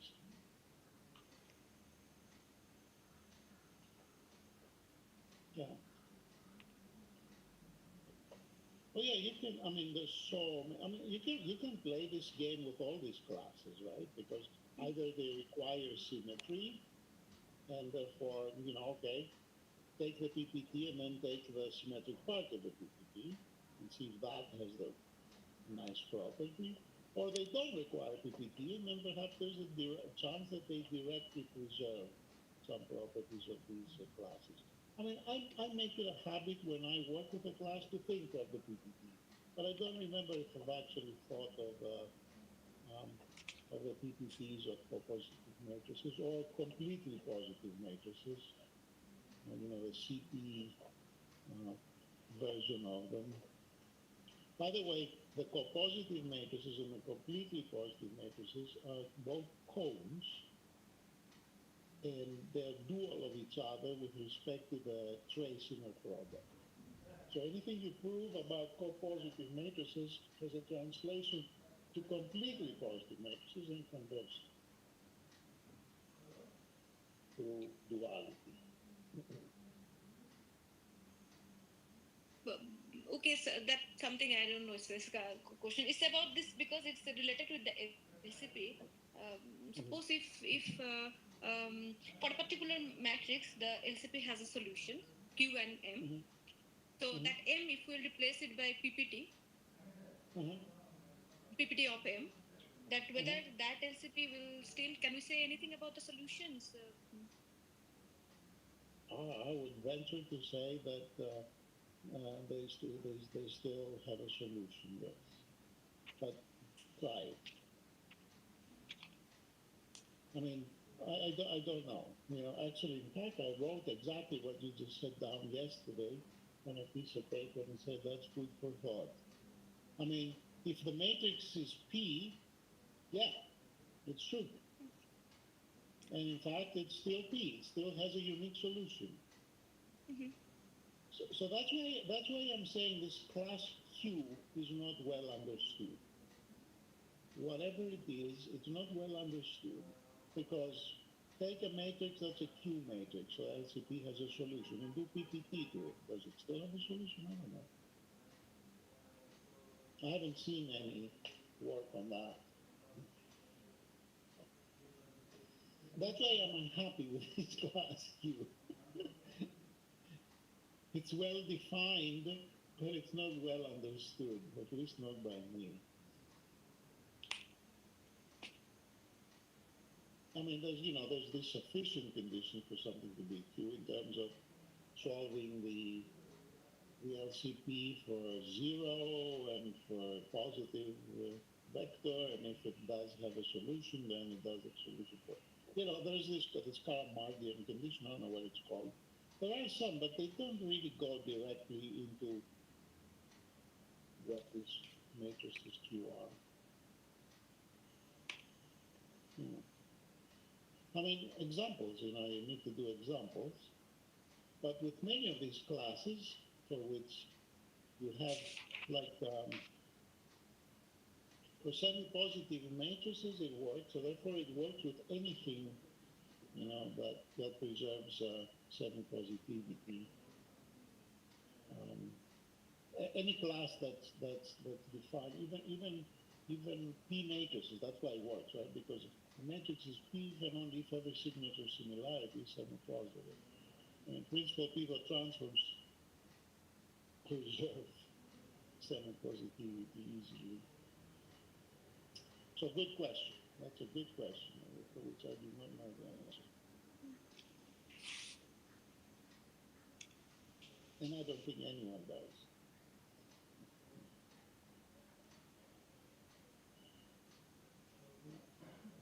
My advice is don't be afraid to ask questions. I mean, they either don't have positive answers, or somebody already knows the answer. But the question is still valid and still interesting. So yeah. So what about the PPT of a Q matrix? I have no idea.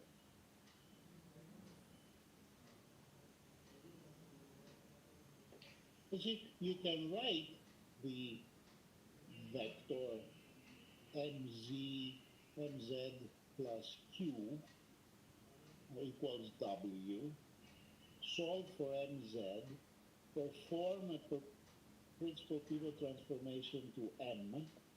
That makes some exchange of variables between z and then w minus q or whatever it is, or q minus w. And does this still offer the conditions of a solution of a solvable problem? That's the question. I was trying to do that yesterday, but I ran out of energy.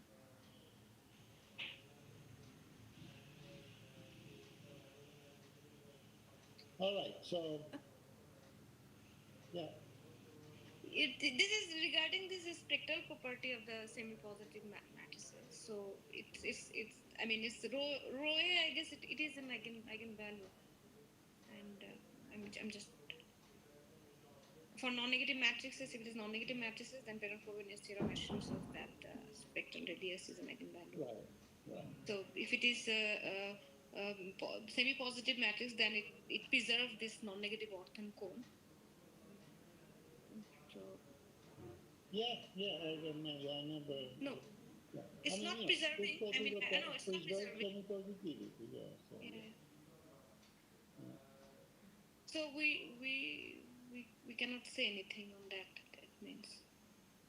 Well, I think you can say a lot of things. I don't know exactly what. Yeah. I mean, these cones that I constructed today, that I said they can be constructed, they still have variance under principal pivot transformation. So, yeah. The factorization of semi-positivity that I mentioned today and the cones that result from it are constructed exclusively from the vector x in that cone S plus of A.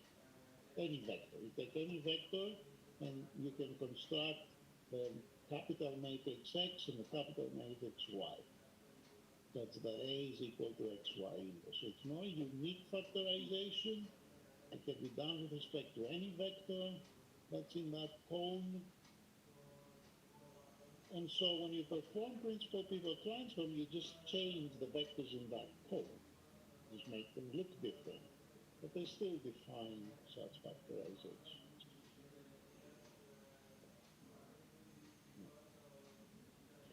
All right, so I gotta go. I will, I don't know if you... Okay.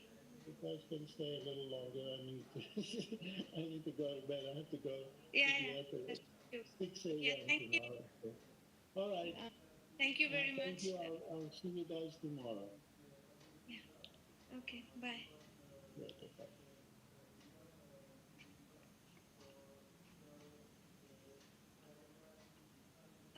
So for the participants, we will take a 5 minutes break and then we'll start the next session. I hope that is okay with all of you.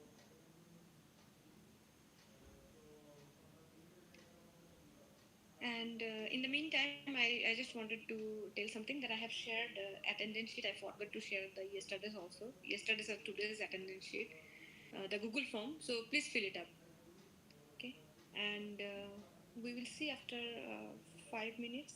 Maybe now it's okay. So maybe 11:25 will be okay.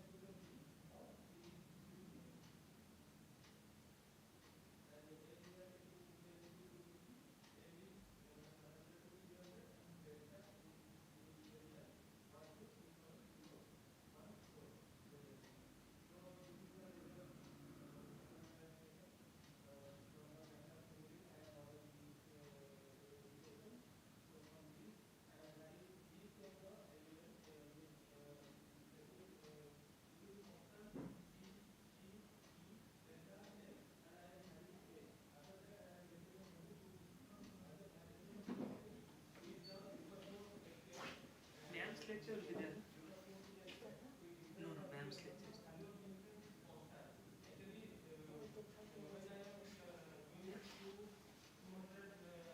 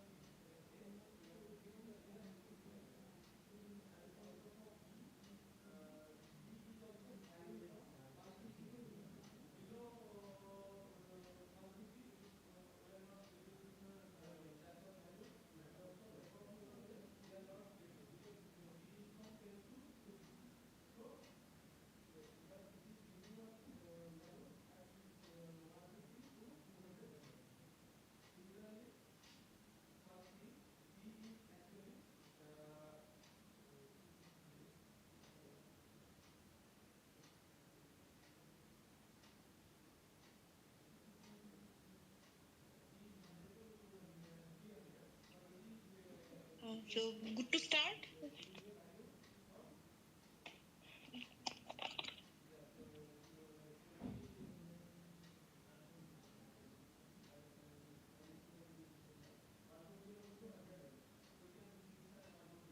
Yeah, is my screen is visible? And am I audible to everyone? Yes, ma'am.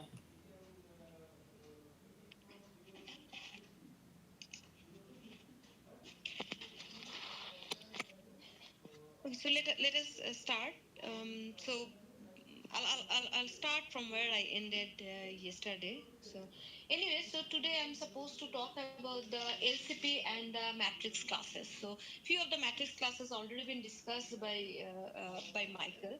So I'm going to discuss few more matrix classes, and we will see that how this LCP is related, not in terms of the solutions, because it's few things are already been informed by Michael. So I'm going to talk about that what are the particular classes of matrices for which this algorithm work, whatever we discussed, that is complete complementary pivot algorithm.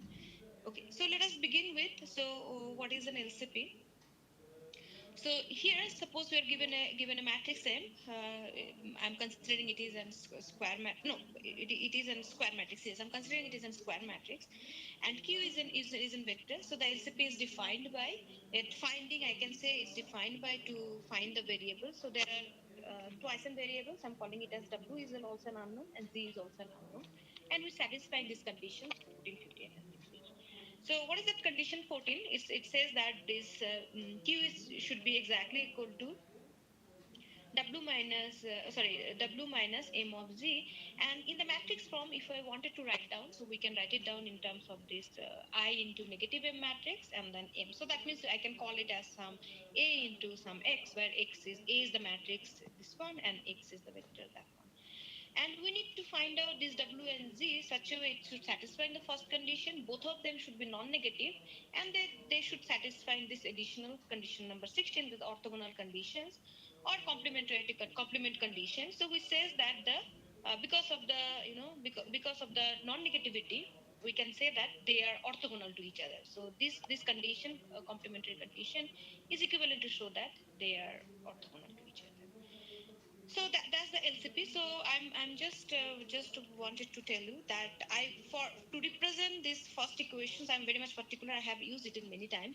So first conditions, Q is equal to W minus mz. I'm denoting it by 14. The second condition is 15, and the last condition is 16 here. So that probably we will use it in sometimes later, and maybe if required, I can show it to you again.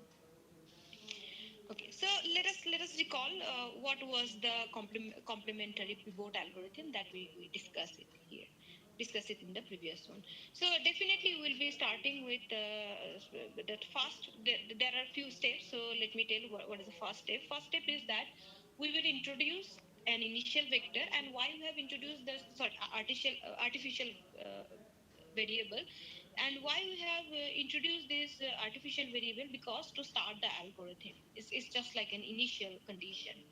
And how we have chosen, and the corresponding column, associated column, we consider it to be a is the negative of en or negative of e, where all the elements of the column are 1, and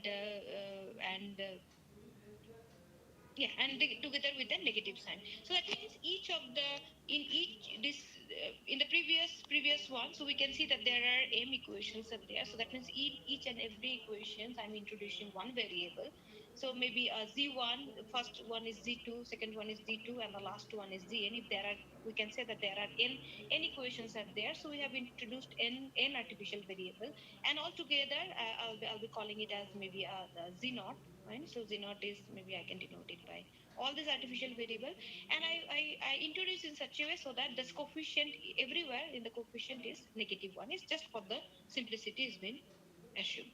And then next, what you observe, if the q, the left side, this q vector, if it is positive, we will stop it because we already got the solutions. We know that q is w is equal to q and z is equal to 0 is a solution.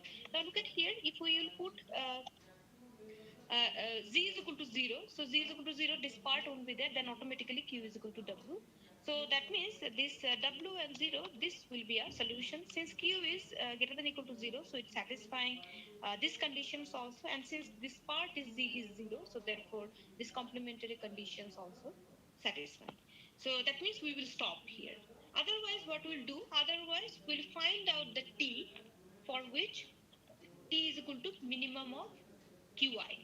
So that t will just point it out. We'll take that p. Then what we'll do? So it means that here we'll take qt. So that means from w, because initially w is the basic solutions, basic feasible solution. W is a basic feasible solution.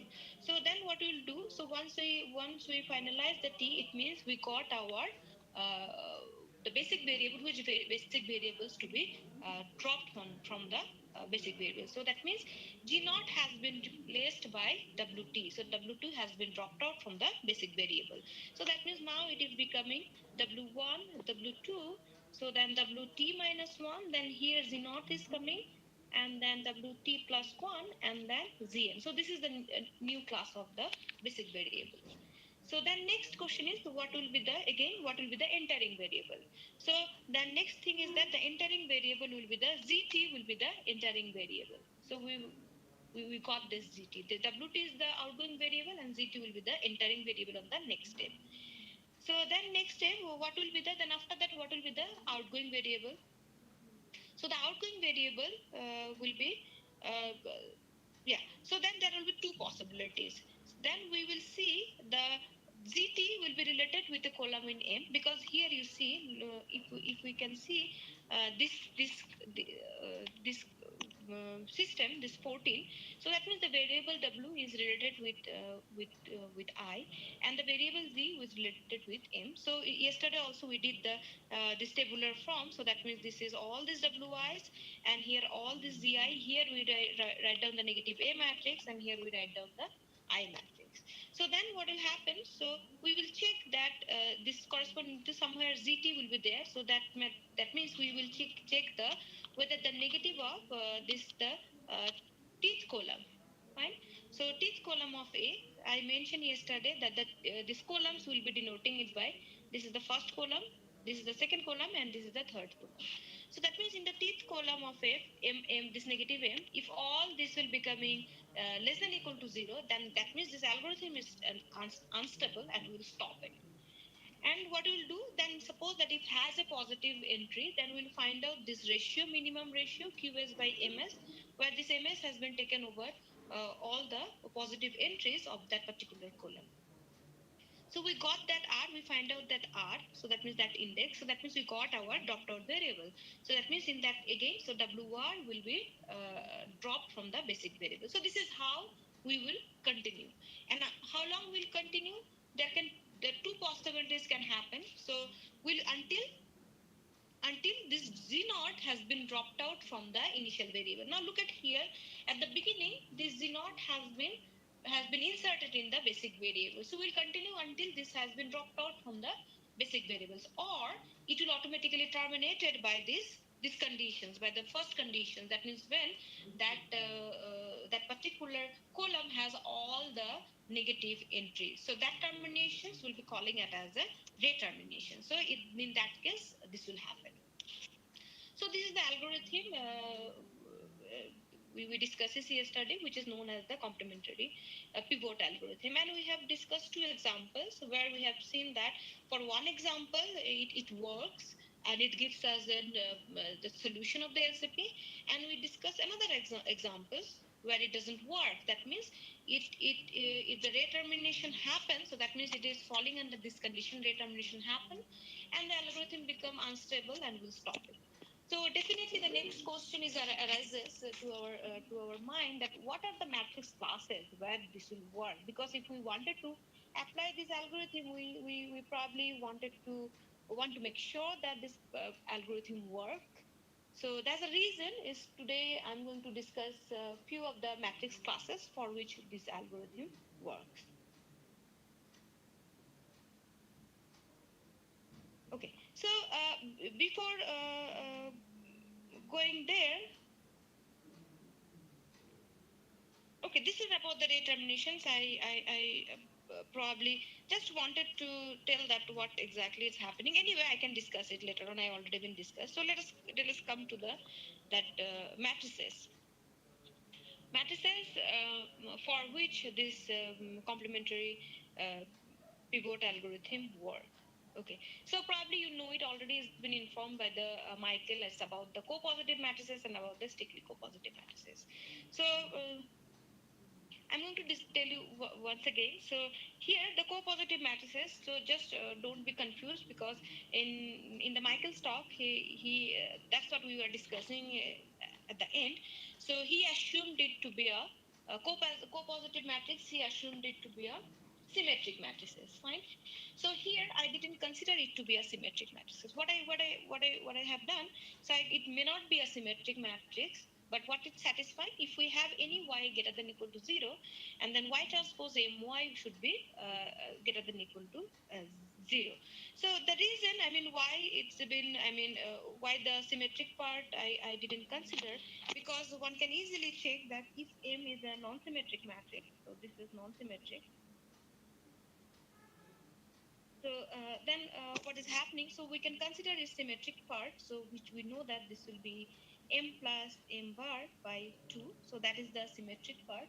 And then if we look at this quadratic form, so that means this y transpose and this m into y.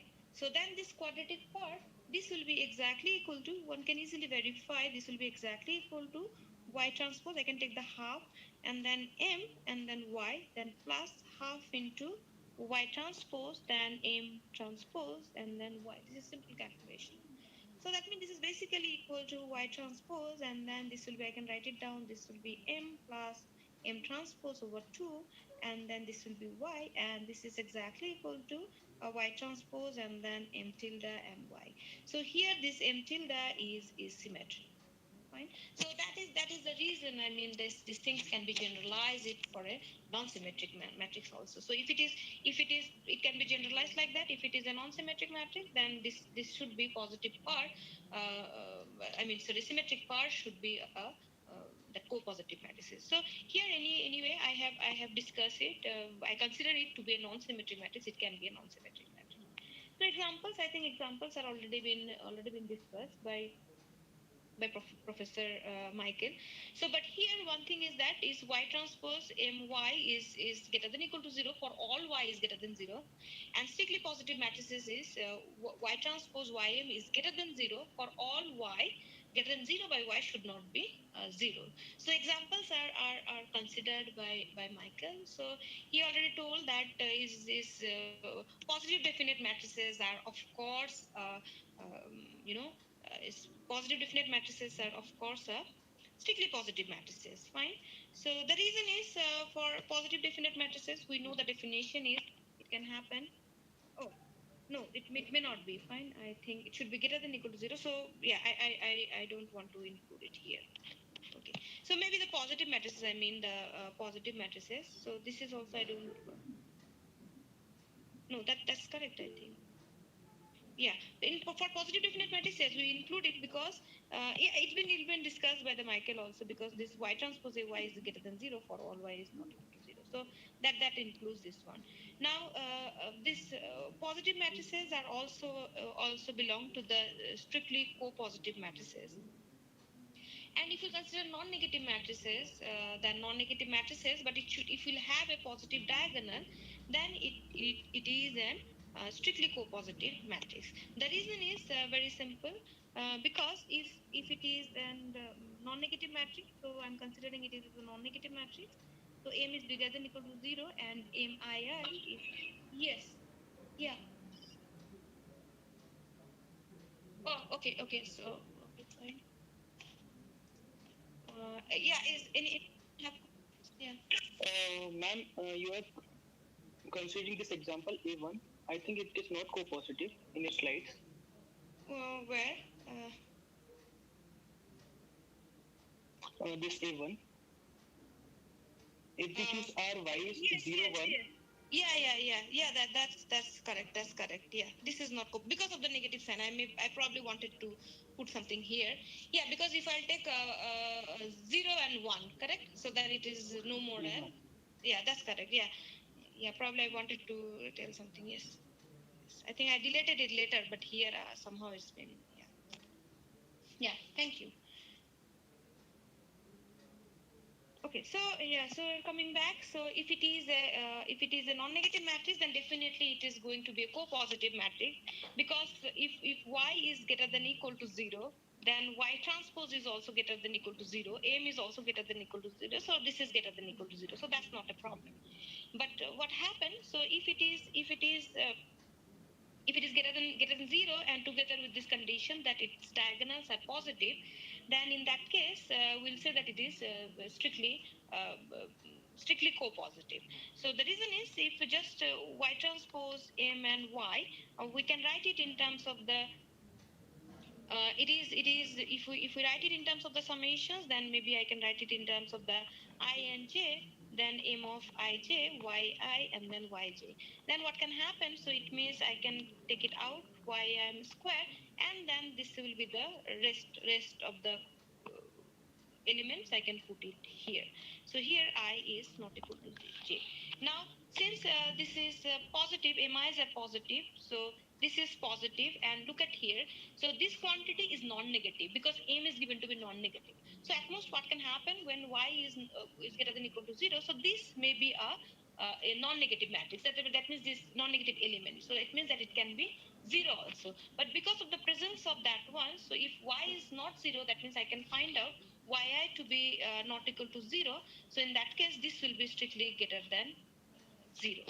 So that's the reason, if it is a non-negative matrix and together with the additional condition that it has the positive diagonal, then this will be the strictly positive.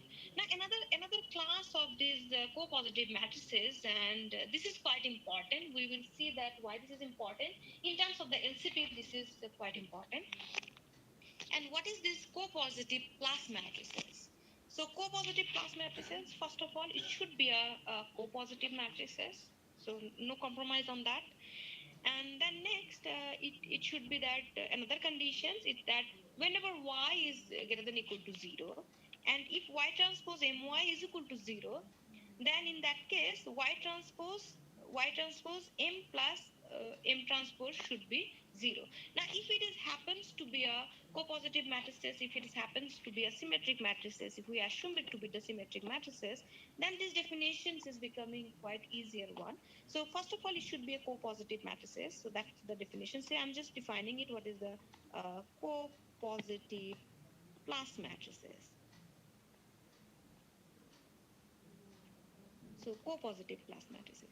So first thing is that if it is symmetric, so that means the assumption is this is the Z transpose or X transpose. X transpose m and x, it should be greater than equal to 0 for all x greater than equal to 0. So that's the first one. And the second one, it says that whenever x transpose m of x, is equal to 0 and this x is greater than equal to 0, this will implies it says that x transpose then m plus m transpose is exactly equal to 0. Now if it happens to be a symmetric matrices, then what can happen? So we can write it that this will be exactly equal to m and m transpose are same. So in that case this will be x transpose and then I can write it as m transpose because both are same. This is 0. So if this matrix is 0, then its transpose is also 0. So that means this would implies mx is equal to 0. So then this become very simpler. So it means that the co-positive class matrices, if the assumptions, the symmetric matrices, the assumptions is there, then this definition will be coming that this x transpose mx is equal to 0 for all x greater than 0 will imply mx is equal to 0. So here are few examples of co-positive matrices. So this is an examples. These are examples of when you say co-positive matrices, which is not a strictly positive matrices. So this is 0, 2, and 3, and 5. So this is an co-positive matrices, but not a strictly positive matrix. Okay, let us see why it is. It is 0, 2, 3, 5.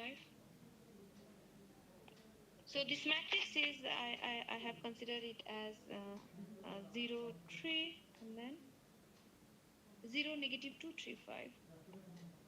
I hope that I have taken correctly. And 3, 5. Okay. So in that case, it is a co-positive matrices. Let me just calculate it. What is x transpose A of x? So this will be the x1, x2. And then ax, if I'll calculate, is 0, negative 2, 3, and 5. So it will be happening as x1 and x2. So this means that this will be the first one I'll be getting it as 3 of x1, and here I'll be getting it as 2x1 plus 5 of x2. So this I'm multiplying by x1 and x2, so this will be becoming the 3 of x1 square, then so negative of 2 x1 x2 plus 5 of x2 square. Okay, so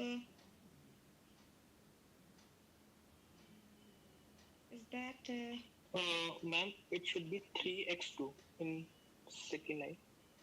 okay, 3x2, yes, that's one.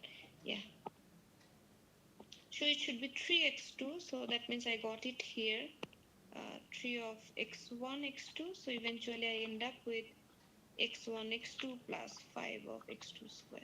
Now see, whenever, so we can see that this is always greater than equal to 0 for all x greater than equal to 0, because if it is greater than equal to 0, then this x1 x2 also greater than equal to 0, and then 5 of x2 square is also greater than equal to 0. So that means this is becoming a co-positive matrices. Now why it is not a strictly positive matrices? Because I can take x1 to be 0, so that means anything I can work it. Sorry, x1 I can take anything, and x2 I make it to be 0. So I can, for the easiest one, I am taking it as E1 matrix. So this is the one. So in that case, we can easily, since this second coordinate is 0, so we can easily check that this of x is nothing but is equal to 0. But this y or e, so I'm calling it as an E1. So that means this E1 is greater than equal to 0, and E1 is not equal to 0. So I think these are examples where this is not not an not a co-positive matrix. So strictly, this is not a strictly co-positive matrix. Not. Okay. Now why this is a co-positive matrices?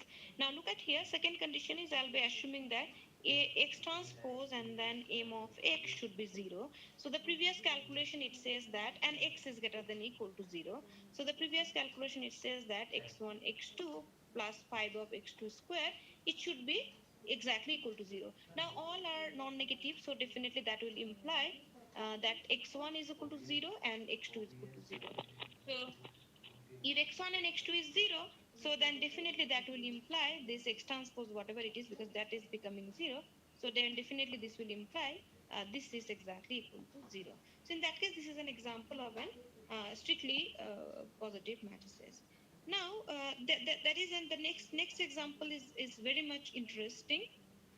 Okay, then I'm done. Is the reason is this is an example of a non-negative matrices, right?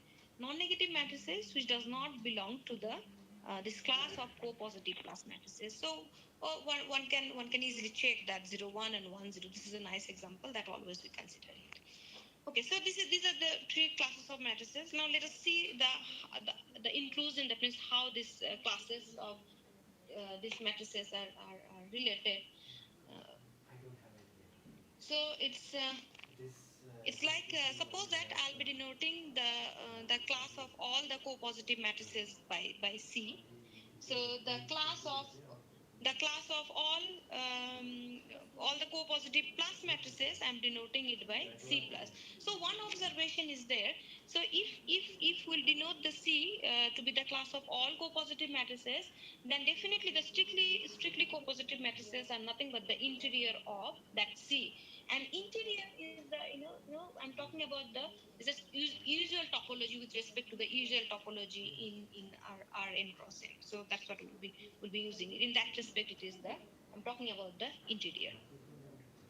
So it means that this interior, so that means this is a class of all strictly positive matrices. So this inclusion, they said that the set of all strictly positive matrices, this will be always uh, yeah. So set of all strictly positive matrices, this will be always include in the co-positive plus matrices. Okay, and this co-positive the definition itself, it says that the co-positive plus matrices it is belong to the co-positive matrices. So this is in terms of the positive definite matrices. So if S plus plus, now when I'm considering the S plus plus, I mean that I'll assume it to be a symmetric matrices. So this is the S plus plus if I'll denote it by all the positive definite matrices, and if S plus if we'll denote it by all the positive semi-definite matrices. So I mean that this is symmetric is included. So in that case, if we consider the symmetricity, then the class of all the positive definite matrices will be a strictly co-positive matrices, and the class of all positive definite matrices will belong to the C plus matrix. Okay, that's about the inclusion. So now come to the this results, that means which is associated with the LCP, and in particular we are interested to check that whether this complementary pivot algorithm, when it will work, at least for what classes it will work. This is a very interesting theorem. So I'm not going to prove it here. If someone is interested, you can see this book by Murthy G. Murthy. So the linear complementarity problem, it's there. And another book is the Stone books, already Stone and Curtis books that already been mentioned by Michael. So you can see it. There's by G. Murthy, the linear complementary problem by G. Murthy. So the proofs are there. So now let us see what that theorem says. That's very interesting. So says that if we are having a co-positive plus matrix, then the system of constraint and the system of constraint 14 and 15. So what is the 14 and 15? I mean the first two conditions. So it means that Q is greater than 0. So first condition is Q is equal to W minus MZ. So that means it's satisfying this condition, W and Z satisfying this condition. And second one is both are non-negative, and Z is non-negative. So these conditions I am denoting it by 14, and these conditions I am denoting it by 15. So that means if the system of constraint 14 and 15 has a feasible solution, so that means if it has a solution, has a solution which satisfies the first equation as well as the second equation, then the LCP means what? LCP means I have another constraint, so which says that they are orthogonal to each other. So it says that this LCP has a solution, and this complementary pivot algorithm will terminate with a complementary feasible solution. So it means that if we are having a co-positive matrices, if I'm considering a LCP, so which is Q and M, so if M is a co-positive matrices, and if in that case, what will happen? So if we'll have it has a solution. First two conditions has a solution. That means it is feasible.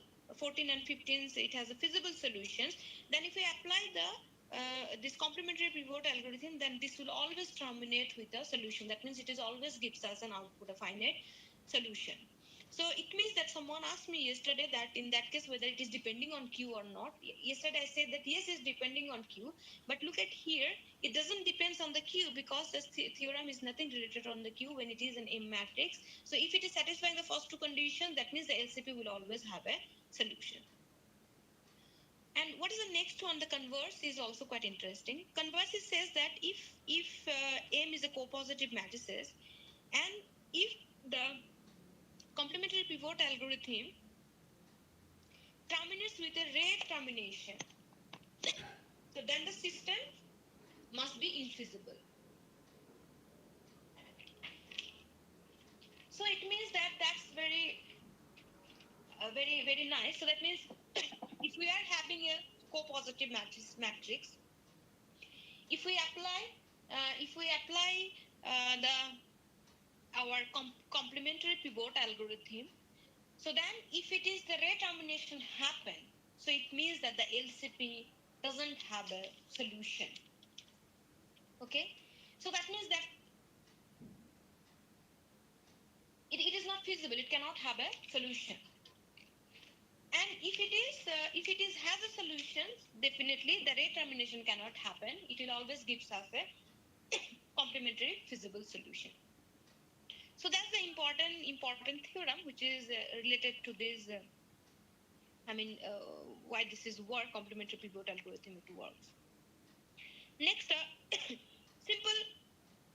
simple corollary, simple consequences of that theorem. Now suppose that we are considering the convex quadratic problem. So now yes, in the last lecture, yesterday's lecture, I think the quadratic programming problem has been discussed by Michael. So let me just recall you what is a quadratic programming problem. It's like we are minimizing this quantity, some C transpose X plus half into X transpose QX, and with this is what we wanted to minimize it, and we have an additional condition, X is greater than equal to B, and then this is greater than equal to 0, and then Q is assumed to be a symmetry. Right? That was a quadratic programming problem. Now, in addition, if Q, I'm assuming it to be that Q is not only symmetric, but in addition, if I'm assuming Q is to be positive, symmetric, positive definite matrices. So if I'll assume it to be P is symmetric, positive definite matrices, then this quadratic programming problem, we are calling it as a convex quadratic programming problem. And yesterday, it's been discussed, Professor Michael has discussed, that this has a solution, this quadratic problem has a solution. If and only there is an LPP, we can consider it. So that LPP is, we'll be considering it as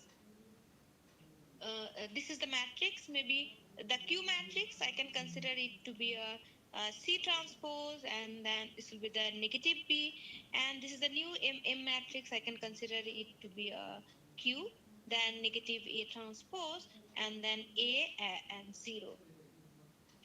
Then this has a solution if and only if we know that this LCP of QM, this has a solution. So it means that given a quadratic, this I'm assuming to be convex quadratic problem. So given a convex quadratic problem, so that is related with an LCP. So if that LCP has a solution, then this quadratic programming problem also has a solution. So now if we apply the previous theorem, then what it says that if we apply the complementary pivot algorithm to that LCP, fine, instead of applying here, we wanted to check whether it has a solution or not. So instead of applying there, I construct this new matrix M, I construct this Q matrix. So this is the LCP. So I'm applying the complementary pivot algorithm here on this LCP. Now, if that LCP, if it is has a So what can happen? So convex forever, then terminates in a, if the complementary pivot algorithm, if that terminates in a retermination, it means that the quadratic problem can have either be infeasible, that means it cannot have a solution. Second one is it can be feasible. Fine. If it is feasible, then in that case objective function must be unbounded. Fine. So that two things can happen if it is terminates in a retermination. So similarly, a quadratic, instead of that, if we'll take q is equal to 0, so simple thing, if I'll take this particular q is equal to 0, then this quadratic programming problem is becoming a linear programming problem. So that means that linear programming problem also here, that means in that case this m will be replaced by the 0 matrix. So this q is been replaced by the 0 matrix. So that means this LPP also related with the LCP problem, linear quadratic problem. So same thing, same conclusion we can draw it. So we consider this LP, we apply it to this complementary pivot algorithm, and it terminates as in a retermination. It means that either it cannot have a solutions, so it may be either may be feasible, infeasible, or if it is feasible, then the objective function must be unbounded. So another is about the strictly co-positive matrices. So it says that if M is a strictly co-positive, then the complementary pivot algorithm applied on 14 to 16 terminates with a solution. It will always terminate. Re-termination never happen. So instead of the co-positive plus matrix, if we have a strictly co-positive matrices, which is a subclass of that. Strictly positive matrix is a subclass of the co-positive class matrices. So if you are having a strictly positive matrices, without thinking of anything, we apply the complementary pivot algorithm, and it will always terminate with a solution. It will never retermination will never happen, irrespective of whatever the key you will be chosen. So there is a proof here, which is also very simple. So I don't want to discuss it. So now it's Q matrices has been already been discussed. So I don't want to discuss it again. So that means it is for all Q it has a solution. So just now from the previous corollary we have seen that I just told you that whenever it has a if it is a strictly co-positive matrices, then the complementary pivot algorithm this always gives us a solution. So that means the LCP always has a solution, irrespective of whatever the Q will be chosen. So that means as a corollary, we can say that all the strictly co-positive matrices are Q matrices. Q matrices is for every Q, the LCP has a solution. Okay. So now here, just now we discussed that if we are having a non-negative matrix and if it is diagonals are positive, we have seen that this is a strictly co-positive matrices, and hence if we have this kind of matrices, then that is a Q matrix. So that means the LCP always has a solutions, and we are good to apply the this complementary pivot algorithm. So next, there are a few more classes. Probably you already know. So before that, let me just tell you what do I mean by the this algorithm process. So this is a new definition. So I say that an algorithm is applied to an LCP, or for solving to an LCP, is said to process a particular LCP for a given Q and P if the algorithm guarantees to either determine that the LCP has no solutions, or it can give us a solution after finite number of computational effort. That means after finite number of term or step. So what does it mean? So that's very interesting. So this algorithm, if suppose that I'm talking about the complementary pivot algorithm, so when we say this complementary pivot algorithm will process, it means that if the retermination happen at some stage, so immediately we can conclude that it cannot have a solution because it could not able to process further. So that means immediately we can conclude that it will not have any solutions. Otherwise, definitely we'll able to find out a solution in finitely many step. So P matrix has already been discussed. That means all the principal minors are positive. So similarly, P naught matrices are also been discussed. So I don't want to discuss it again. Then this is the semi-monotone matrices. It's already been discussed. So and I'm calling it here. It is an it is calling it it is an L matrix, L1 matrix. Fine. So semi-monotone matrix, calling it as an L1 matrix. So that means if I have a Y which is not equal to 0, and which is greater than 0, non-negative but non-zero, so then we can always able to find out an index I for which yi should be strictly yi is strictly positive and the ith coordinate of my is strictly positive. So this matrix is also known as the semi-monotone matrices, and it's been already been discussed that why the name is coming from, where the name is coming from, the monotone and then semi-monotone. Okay, so then there is a very interesting result with respect to this L1 or semi-monotone matrices.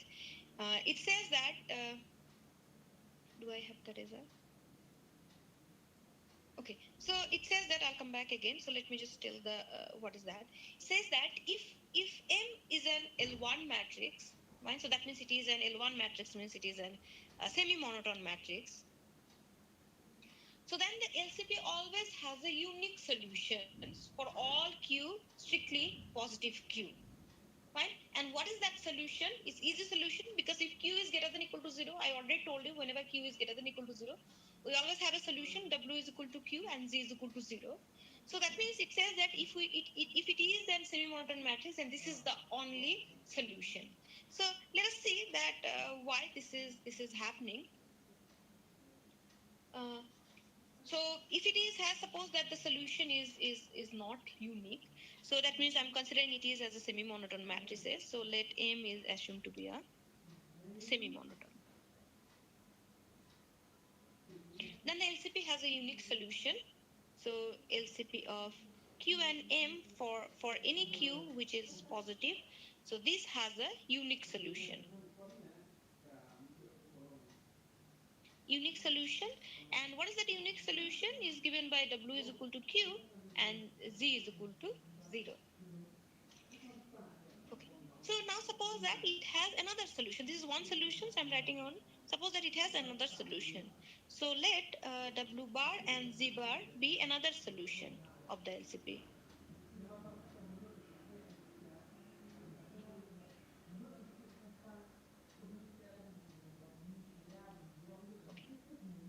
So since it is a LCP, so we know that both are non-negative. W bar is also non-negative. Z bar is also non-negative. So it means that we have that Z bar is non-negative.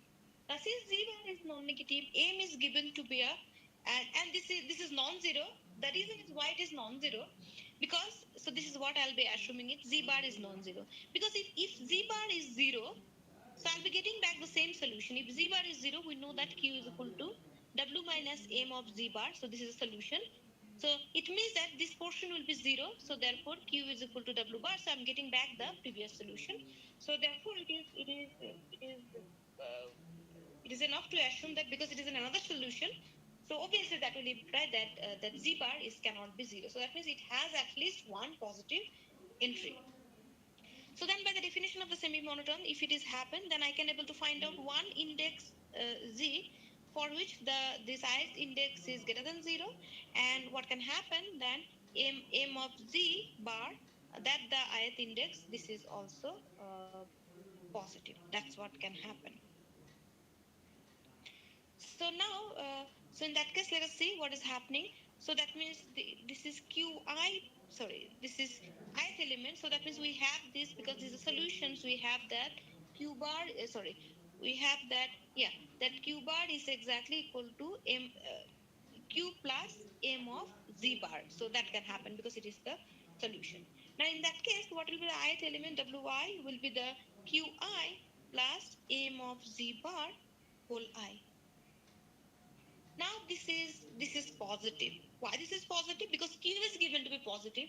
This is positive, and this is also positive. In fact, I don't need it to be Q to be positive. If Q is non-negative also, then also this will be strictly greater than 0. Suppose that if Qi is 0, for some I, if Qi is 0, if it is 0 also, because of that one also, this is strictly positive. So I can assume it to be, without loss of generality, we can assume it to be Q is non-negative. I don't need it to be the positive. I can assume it to be the non-negative. So this is non-negative. Now see what is happening. Now Zi is also non-negative, Qi is also non-negative. So that means this Wi, their product, this cannot be 0. So which is a contradiction that this is a solution of the LCP. So it means that it will have a unique solution. In fact, the converse is also true. So I haven't mentioned it. What is the converse? So it means that if the LCP has a unique solution, then it should be a L1 matrix. So that means this can happen. So M is a L1 matrix or semi-monotone matrix. This is semi-monotone. So we can see that if and only if this LCP of Q of M, this has a unique solution.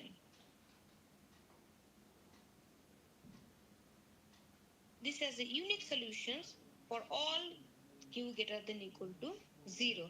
And in fact, Michael told that if it is instead of the semi-monotone, if we'll take it as a P matrix, then it will imply that M is a P matrix if and only if the LCP has a solution, fine. But if it is becoming a unique solution, then this will be becoming a semi-monotone matrix. So, yes. Yeah. Hello, ma'am. Yes. Ma'am, actually for semi-monotone matrices, we get the unique solution for every Q positive, because in the definition, ith component of mz bar will be non-negative. Sorry, say it again. Ith component of? Yeah, here we have taken mz bar, yes, is greater than equals to 0.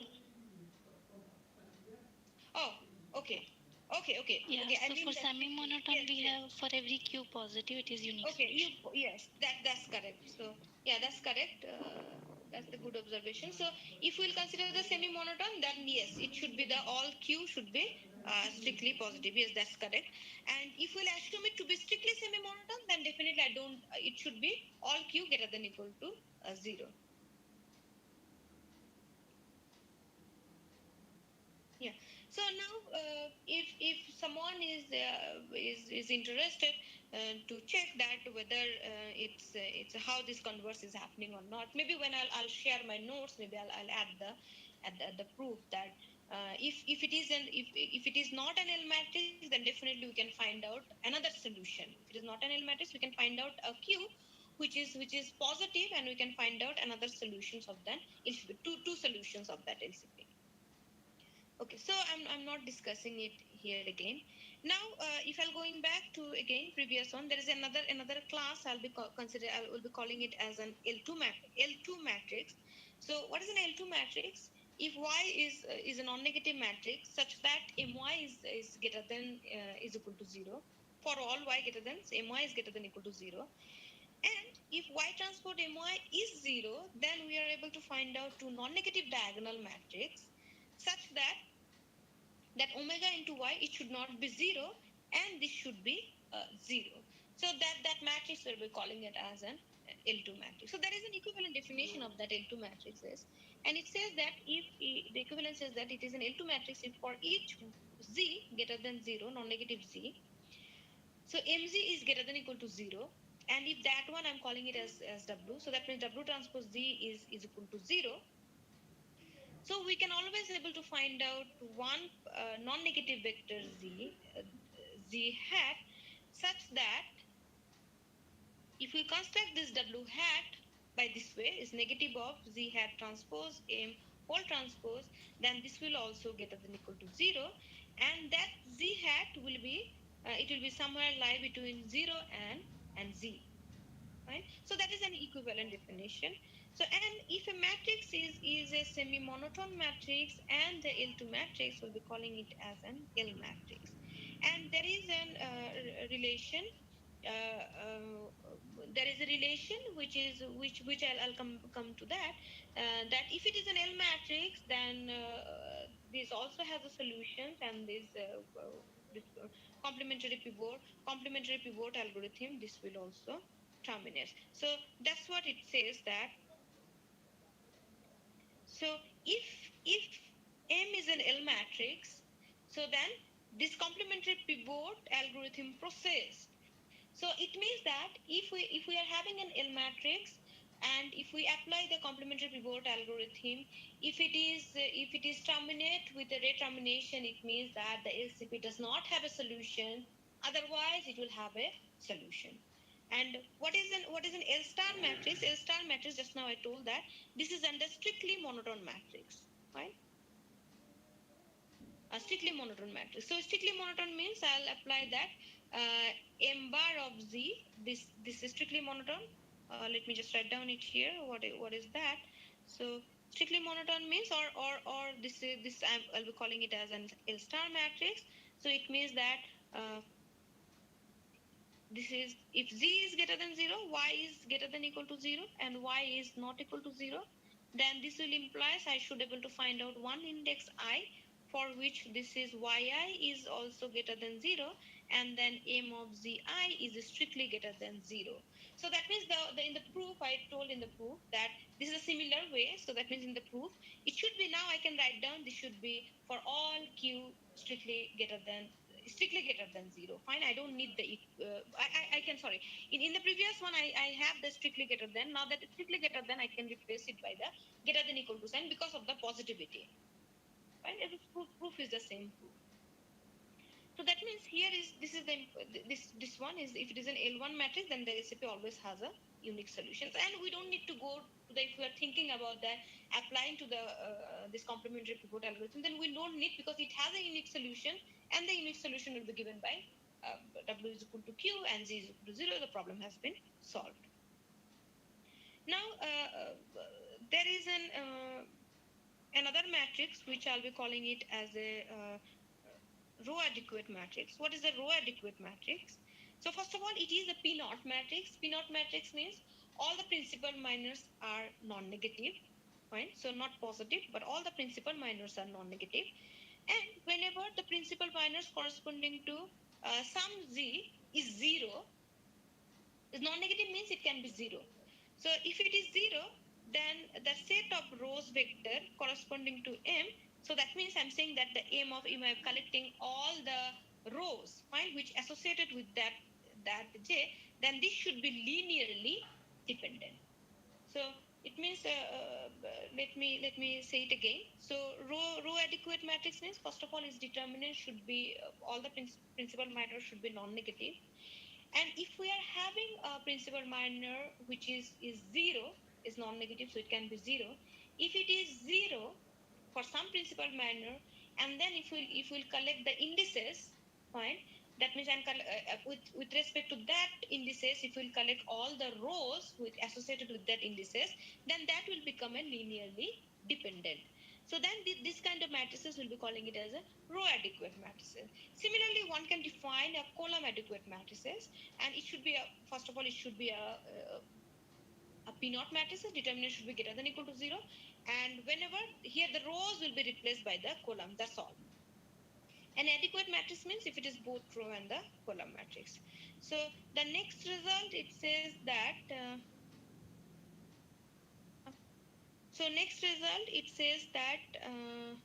if M is a row adequate matrix, and if we apply the complementary pivot algorithm, then also it processes the LCP. So that means row adequate matrix, we apply the complementary pivot algorithm, we get a solution, that means this is done. If we don't get a solution, that means that LCP is not feasible. Okay, so to conclude, so it means that we discussed few classes. First thing is that we discussed the co-positive matrices, co-positive plus matrix. So for the co-positive plus matrix also, we have seen that the this complementary pivot algorithm process. So that means if it is stopped, either you will get a solution if you apply the complementary pivot algorithm, or if it determines that it doesn't have a solution. And instead of that co-positive, if we consider the strictly co-positive, so then what can happen? So then this will always gives us a solution. So this will always gives us a solution. It will row termination never happen. Then the second class is, we call it as then L matrices. L matrix, which is nothing but a combinations of the L matrix and the L1 matrix, semi-monotone matrix, and with the L2 matrices. So in that case also, this complementary pivot algorithm, this is also possess the LCP. Fine. So that means if we are having an L matrix, we apply the LCP. So if it determines that it doesn't have a solution, or we'll get a solution. The same thing happened for the row adequate matrix also. Row adequate matrix also, the same thing happened. So that means for this class of matrices, we don't need to worry much about the Q. So that's all I wanted to discuss here. So yeah. So any questions or anything?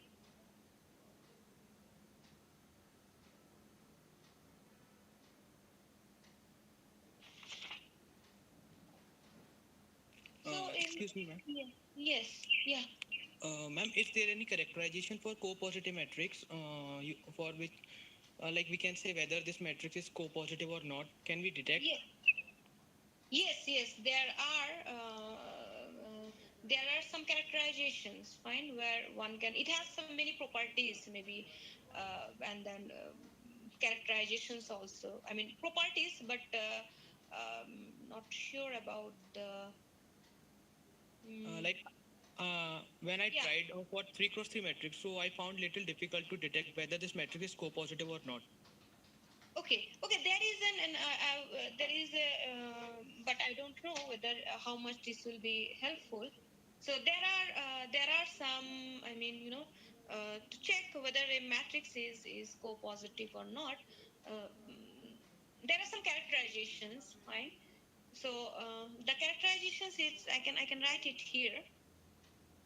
So this is a co-positive matrix. I'm considering it is as an suppose co-positive matrix is easy. Only two problem is with the checking with the co-positive class matrices. Is that yes, ma'am. Okay. So suppose that so co-positive matrices are easy to check. So suppose that I'm having a co-positive matrix. So co-positive matrix, then the question may be when this matrix will be a co-positive class matrix. So then this will belongs to the co-positive class matrices. So there are some characterizations. So we can do some rearrangement of A. So by rearrangement in the block form only. So if we'll do some rearrangement and suppose that do the rearrangement of M, and then M star is the resulting matrix, then we'll be doing the rearrangement in such a way. As I'm assuming that this is symmetric, fine. So I'm assuming that this is symmetric. Otherwise, we'll consider its symmetric form. So after doing this rearrangement, so suppose I'll get it as in terms of, I can always do it because if it is symmetric matrices, we can always do some matrix A and then B, and here it will be B transpose so that the symmetricity remains same. So if it is the case, then this will be co-positive if and only if, so this is what, this matrix A, suppose that it is, and this has, I'm saying that it has R, fine, if it has dimension is R. So this is an n cross n matrix. So this has dimension R. So definitely this has n minus R rows. So similarly, so this is a square matrix. So I'm considering it as an R column. And so therefore there are n minus R column. So in that case, the P matrix, this is co-positive if and only if the P is positive definite. Fine. Sorry, A is positive definite. A is positive semi-definite in fact. A is positive semi-definite.